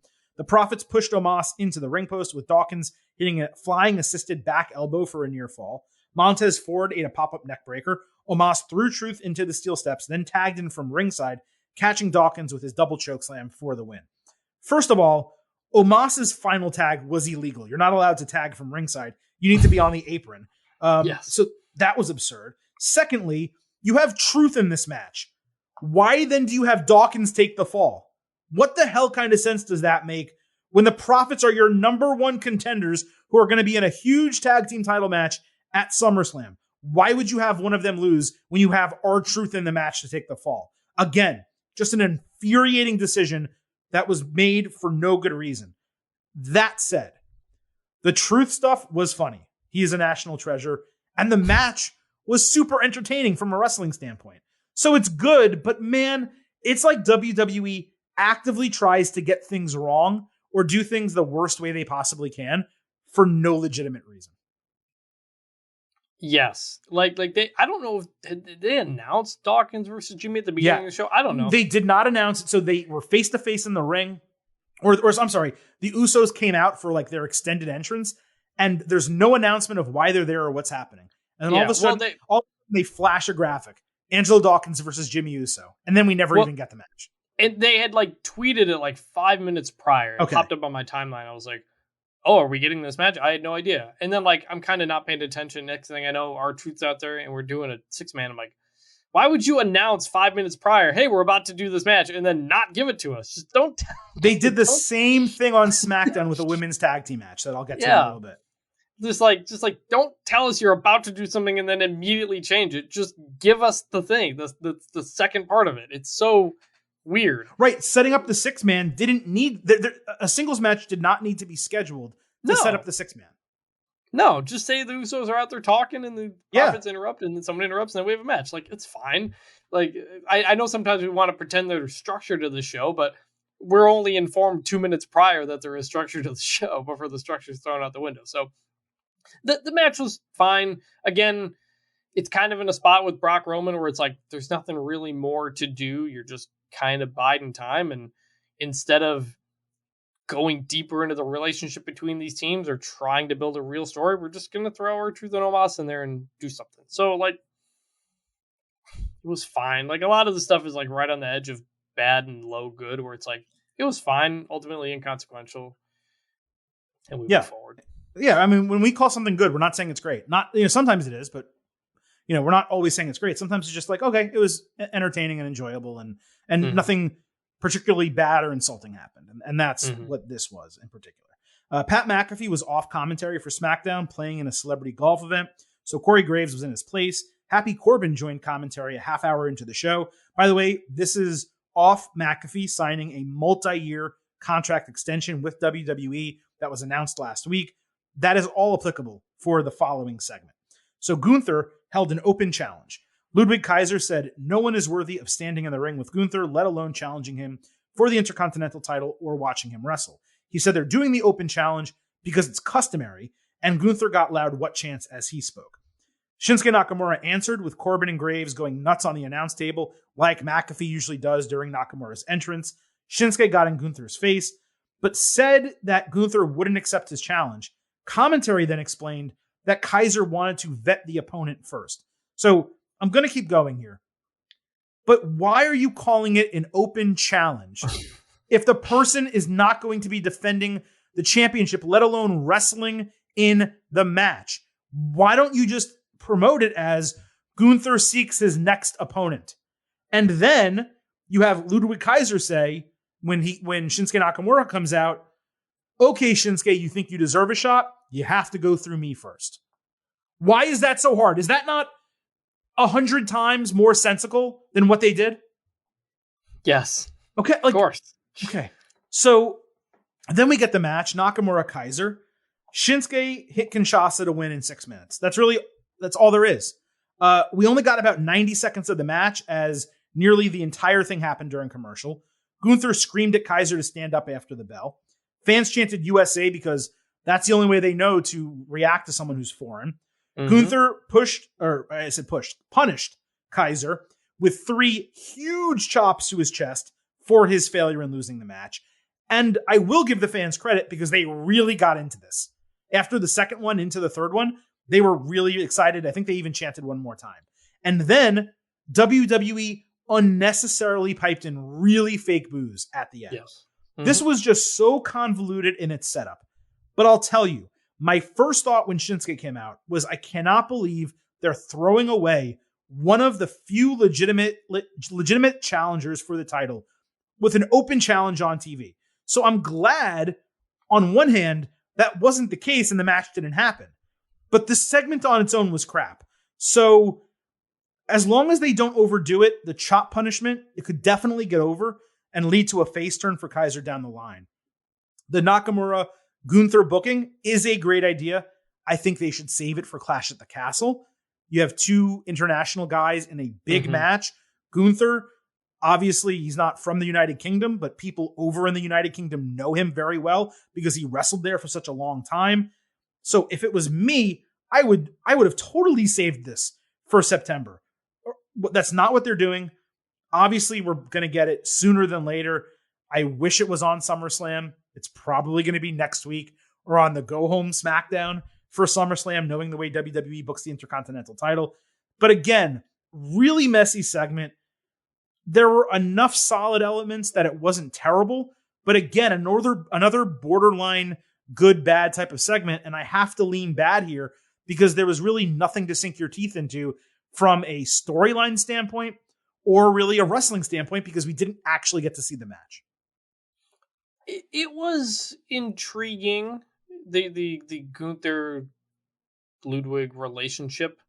For that, my first thought was that I'm hoping this is not leading toward a breakup already. Like, I hope it's not. No. I'm really hoping it's not Gunther's going to leave his sidekick because Vince decides to change his mind about him or something like that. I really hope it's not that. The idea that he has to be punished, but that he's still with him, that's interesting. So, like, maybe they'll keep that.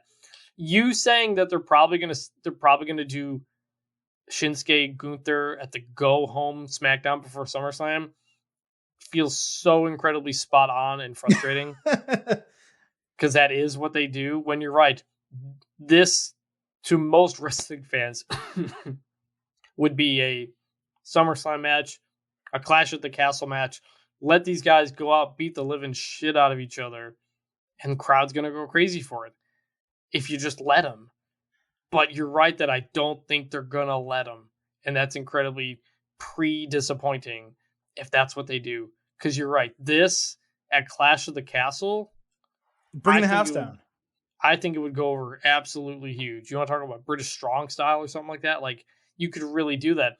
I just don't think they trust either of these guys enough to put him in that spot. I hope I'm wrong. Well, they know. I disagree with that. I think they trust both of them. I don't think they care enough about either of them or the Intercontinental title. I don't think they think people will care enough. Correct. That this is a stadium show type of match. Correct. That is. I completely agree with that. I mean, the booking that I would do is Nakamura and Gunther at SummerSlam.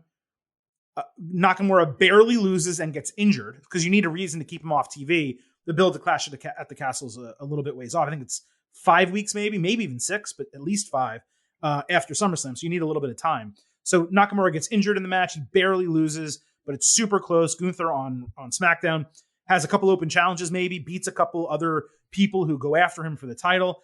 And they're like, who's here? Who's next to challenge? 3 weeks out from Clash at the Castle, Nakamura shows up. They book the rematch. They have the rematch on the show. It's really not tough to book. I say this all the time. Low card, interesting storylines, mid card, interesting storylines.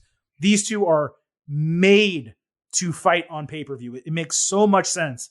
And yet here we are where we're thinking, oh, they're just going to throw it away because number one, they're not putting Gunther on pay-per-views. And number two, they don't put the Intercontinental Championship on pay-per-views and have not, I believe, in 14 months, 15 maybe at this point. It's poor treatment of the title. It's poor treatment of the champion who holds the title. And it's unfortunately not the best possible booking for either Gunther or Nakamura. Let's keep going. We had Alexa Bliss and Asuka against Nikki Ash and Doudrop. This was on Raw. Asuka caught Nikki flying with a knee to the face. Then she hip attacked Doudrop off the apron. Doudrop pulled Asuka outside and missed a senton. Bliss then caught Nikki with her pendulum DDT for the win in 4 minutes. Normally, I would shit on the match being short, but this thing felt like it was 15 minutes long. The crowd did not make a sound, and there was zero storyline. All commentary did was talk about Alexa Bliss's past and her potential future during this match. There was nothing wrong with this, but there was also nothing redeeming about it, so it's an unfortunate bad. It was so weird. Like, it ended, I was like, that's it? Like, we're not getting anything? We're not getting any hints toward anything? WWE, will often hit you over the head with the storyline, and there was nothing here. I was so confused. I was thinking, oh, Doudrop and Nikki Ash are going to get on track here. They're going to pin Alexa Bliss or something, and they'll be back on track or something, or Doudrop's going to get mad at Nikki Ash, and so we just got nothing. And so that was weird.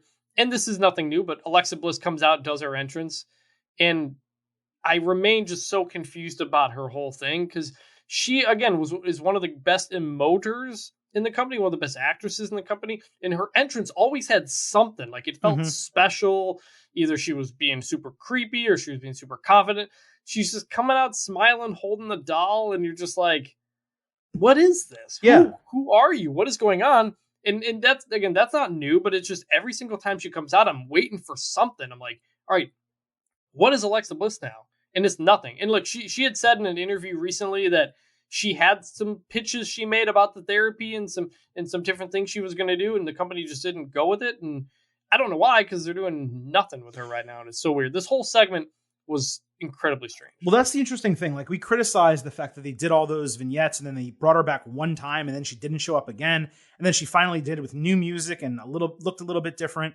I don't mind the idea. In fact, I liked the idea of doing those vignettes and all those therapy sessions as a way to explain why the regular, normal, back in the day Alexa Bliss was back, but still had Lily because you want to sell it for merchandise reasons. That was totally fine. But when they brought her back the second time, not at Elimination Chamber where she was a fill-in, but when they brought her back after WrestleMania, there was nothing. She's had 2-line promos where she's like, I want to go after the Raw Women's Championship. But I want to know who she is, what she's about, what her motivation is. Start a feud just with someone else, like Nikki. Have her fight with Nikki and try to change Nikki, get her away from the superhero Nikki Ash persona and bring her back to the old Nikki that she used to know as her best friend. There's so many different things they could do, but they're doing nothing. Alexa Bliss is basically like a creator wrestler right now. It's like you took the old Alexa Bliss in a video game, gave her old aesthetic, but kept the doll, and she just goes out and wrestles. And there's nothing unique or interesting about her. It's really not her fault. But at the same time, this is what Alexa Bliss kind of is when you remove the really strong push. Like, there's certain people where they don't get a strong push, but they're still super over. Here, you're seeing what Alexa Bliss, the wrestler, is. She's marginal in the ring.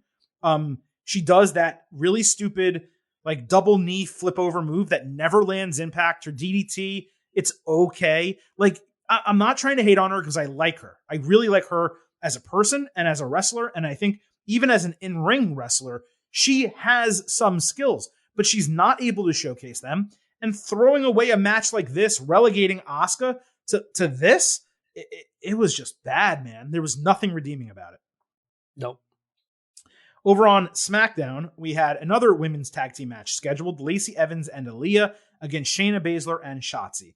Lacey did not like the cheers that she got on her entrance, so she went back to Gorilla and did it twice more, but obviously the more she kept coming out, the less cheers she got, the more she got booed. It made her disgusted to get that reaction, so she grabbed the mic and said, basically, people hate me because they ain't me, and that she deserves standing ovations everywhere she goes because she made sacrifices and she has gone through adversity. Then she went after the crowd and got a really short "you suck" chant.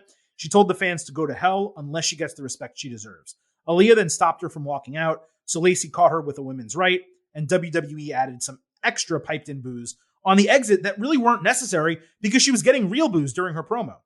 This actually worked for me within the confines of this individual show. So on this edition of SmackDown alone, this worked, and I thought it was a good, despite the fact that they had a promoted tag team match that they didn't have. It was one of 2 matches that were promoted and not held in the show, and one of 3 times that we thought we were getting a match only to not get one. I'm glad that WWE is not trying to make her and force her into the female John Cena role, which I was concerned about when I thought she was going to win Money in the Bank. So this is a way better development by bucking expectation with a veteran who doesn't feel like she's getting the respect she deserves. But, and it's a big but, we cannot ignore what we said previously. 3 months ago, when they did those sob story vignettes that I absolutely crushed, I said it would be really distasteful to do all of that for an immediate heel role, which is what we thought they might have gotten when they did that really weird introduction on SmackDown. Please stand and give the proper applause for Lacey Evans. She came out, still got a face pop because people didn't realize it. The difference between having her be a heel then and having her be a heel now is time. There was enough of a gap in time to make this palatable. But it really doesn't change what WWE did. They used, drug abuse and, all the stuff that were in those vignettes, the familial issues, her being a veteran and going through adversity, to basically create a heel character, which is kind of distasteful. Ultimately, This was the right call for Lacey, and it's a far more interesting character than goody two-shoes veteran babyface. I just don't want to ignore the circumstances under which they did it. Yeah, Silver King is a big Lacey Evans fan. You heard it here. You heard it here first. You're right. I wrote down literally all those same points. They've properly adjusted. She got some big boos every time she touched the ladder at Money in the Bank. I don't care what you want to do. She's a heel. Mm-hmm. You got to be a heel. And they're doing that. And I thought she did a good job with this promo, the entrance stuff. She is good as a natural heel. The sassy Southern Belle character, even if it was kind of annoying at times, she did the role well. She works well as a heel. So she's in a spot now where it makes sense, and you can go forward and do something. But yes, to get to this point after they completely botched the repackaging, which I liked, or at least I understood it, I felt it. The stories of her family being addicts and abuse and all these things that she worked through, I really bought into that. Now, they did too many of them, and it went on forever. But I generally was like, all right, I'm rooting for Lacey Evans here. I can get behind this. And then they completely botched the rollout, as they've done with a lot of these things. You do the weird entrance asking for respect. You move her to Raw. You move her back to SmackDown. You blew it. You did it. Mm-hmm. I thought they did a decent job building up what they wanted Lacey Evans to be, and then they blew it with the rollout. And then at that point, you lost the moment. And so now people are booing her. And so you gotta react and make her the heel. And they did. So they reacted the way they should have. But they completely messed up the path to get here. And that is not Lacey Evans' fault. And so we'll see.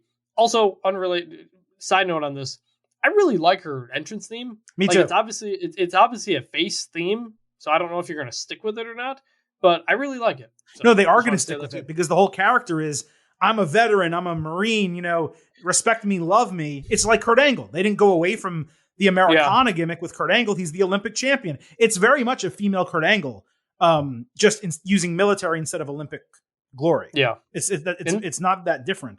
But so they botched the entire thing. But what's really curious is this. All those vignettes came down. And then when she made that entrance on SmackDown the first time before she got moved to Raw, the thoughts that we had, what we expressed on the show is, holy shit, they're going to make her heel after all of that, which was simultaneously kind of like good in that it was unique and a twist, right? And swerving us to go one direction and then they actually went the other. But at the same time, distasteful, given all of the topics that were brought up in those promos and how emotional they were. And, they were trying to kind of sell us one bag of goods and then pull the rug out from under us, which again, there's merit to that in some degree, but not necessarily in the way they did it.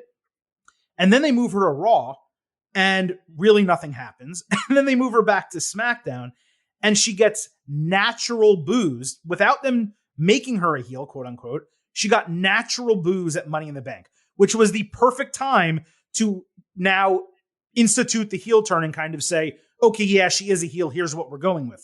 What I'm curious about, Chris, is when she got moved from SmackDown over to Raw, did they change their minds internally? Did they say, okay, you know what? That didn't work. There was a lot of blowback from people who think this is going to be a heel and maybe this is going to be bad for us. Screw it. Let's put her on Raw and make her a face.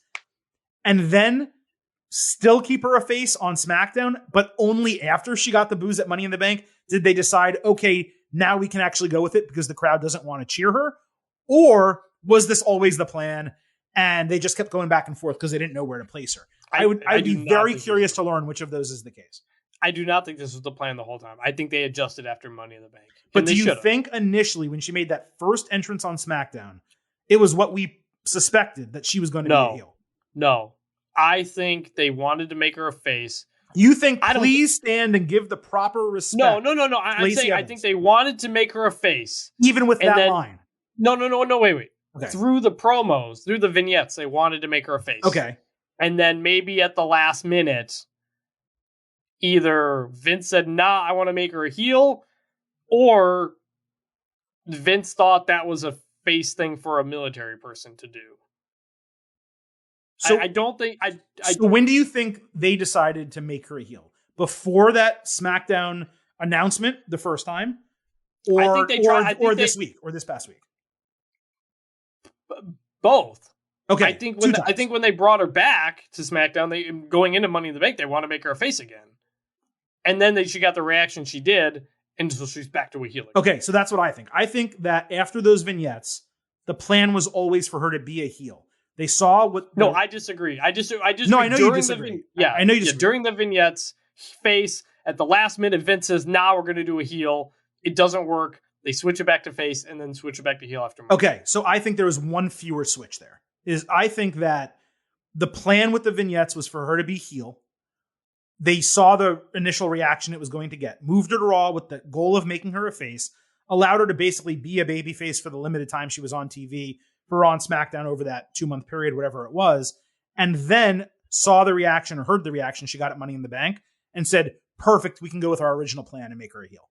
That's what I believe happened. But I think both you and I it's really the beginning that's the only different part. I think we both agree that they changed plans way too many times with her. And ultimately, I think we wound up at a good spot, which is a positive. But the trek to get there wasted a lot of time and wasted a lot of momentum coming out of those vignettes. Think about it. The vignettes for Alexa Bliss, wasted. The vignettes for Lacey Evans, wasted. At the end of the day. That's a huge disappointment. We had the it's a problem. We had the Viking Raiders against Jinder Mahal and Shanky on SmackDown. Jinder tagged himself in. Shanky danced at ringside instead of on the ring apron, so he was unable to tag. The Raiders hit their new double chokeslam finisher for the win in 1 minute. By the way, the name Viking Experience was obviously terrible, but the Viking Experience finisher was good. Why don't you just rename that? Instead, they're doing a double chokeslam, which Omos does. Everyone does the double chokeslam. It's totally trite at this point. And again, the match was 1 minute. Shanky then got crushed. New Day entered wearing Golden Girls gear, saying the Raiders deserved an ass beating. Apparently, by the way, they debuted that gear like last month, and I've just completely missed it. Anyway, they both got trampled with Ivar hitting an avalanche World's Strongest Slam on Kofi Kingston. There were piped in boos. Cole said new vicious Viking Raiders at least 5 times. The Jinder Shanky beatdown was okay. Having New Day get handled that way for a third time, totally nonsensical if you're trying to build a feud. Why would you not let them get over on them and knock them out of the ring or something like that? This was really, really bad. Yeah, it was dumb. By the way, I give the Lacey Evans segment a good. I don't know if we ever graded, but I would give that a good. Yeah. This was just weird. I honestly keep forgetting about New Day because they've just been doing nothing for so long now. Well, they're not allowed to fight the Usos for the titles, and Big E's not there. And it seemed like they were going to give Xavier Woods a singles push, but they just stopped. There's just nothing going on with them. The only redeeming part out of this I liked was the world's strongest slam off the turnbuckle, off the top it's a good rope. Yeah. That should be the finisher right there. Like, I like that. So that's something. That's vicious. That's something to do. They didn't call them the Vicious Viking Raiders on the entrance. No, that was a positive. Which was good. But they did say vicious several times, and it takes you out of everything. You can't invest in what you're watching on the screen when it's so obvious you're being pushed an adjective over and over and over. Yeah, look at the adjective, vicious.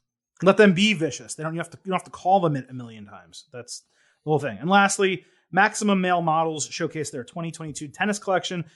Massey came out looking like Yannick Noah, which was a great reference by Cole, spot on. He and Mansois both wore little tight white shorts.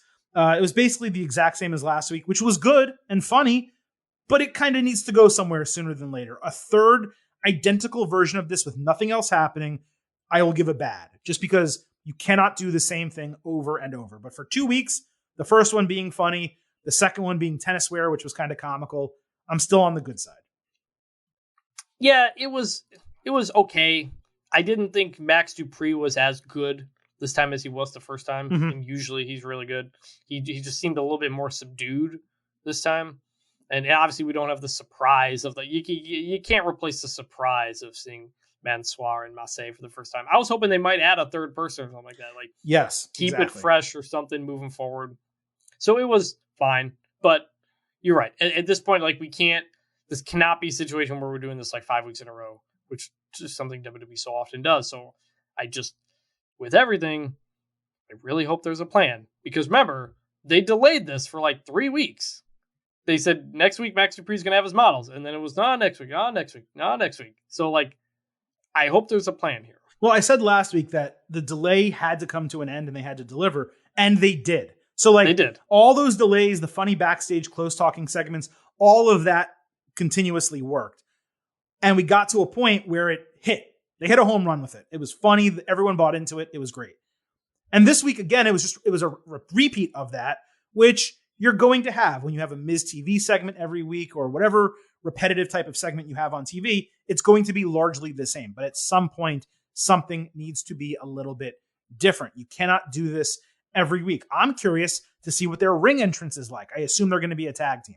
I want to see what their ring entrance is like. I want to see them wrestle. What's their style in the ring? What do they wear to the ring? What's their persona? Does Dupree get involved? Does Dupree wrestle? There are so many different ways to go with this, but they need to kind of start doing that. It's a perfect low card type of gimmick. It's working for everyone that's involved in it, but it is now time, after the larger part of 5 weeks now, it is now part to kind of move on and develop them as actual wrestlers. Agree. And that is it this week for our full breakdown of SmackDown and Raw, along with everything else in the world of WWE. A longer show than usual, but look, the Silver King had to go off on his mini rant about SmackDown to start the show, and obviously we had a ton to talk about regarding Vincent Kennedy McMahon at the start of our main event. As far as what is coming up next here on the Getting Over Wrestling podcast, we will be back Thursday, as usual, with our latest AEW and NXT show. And then 1 week from today, same bat time, same bat channel, will be our next WWE edition of the Getting Over Wrestling podcast. As of this moment, no scheduled special shows, no interviews on the docket for this week. The Silver King, Vintage Chris Vanini, trying to take a little bit of a break from the nonstop episodes that we have been giving you for a very long period of time. But just because we don't have a special show, just because we don't have an instant analysis this week, is no less reason for you to head on over to Apple Podcasts and Spotify. Leave a 5-star rating for us on Apple. Also leave a review. Let everyone know how much you love the podcast, whether we're doing instant analysis, whether we're doing regular shows. This podcast and those 5-star ratings and reviews are so damn important. So please do that now that today's show is over. And also, please do not forget to follow us on Twitter at GettingOverCast. Thank you once again to Vintage Chris Vanini for joining. This is the Silver King, Adam Silverstein. We will see you on Thursday and again next Tuesday for our next WWE show. But at this point, I'm just going to leave you with 3 final words. Bye for now.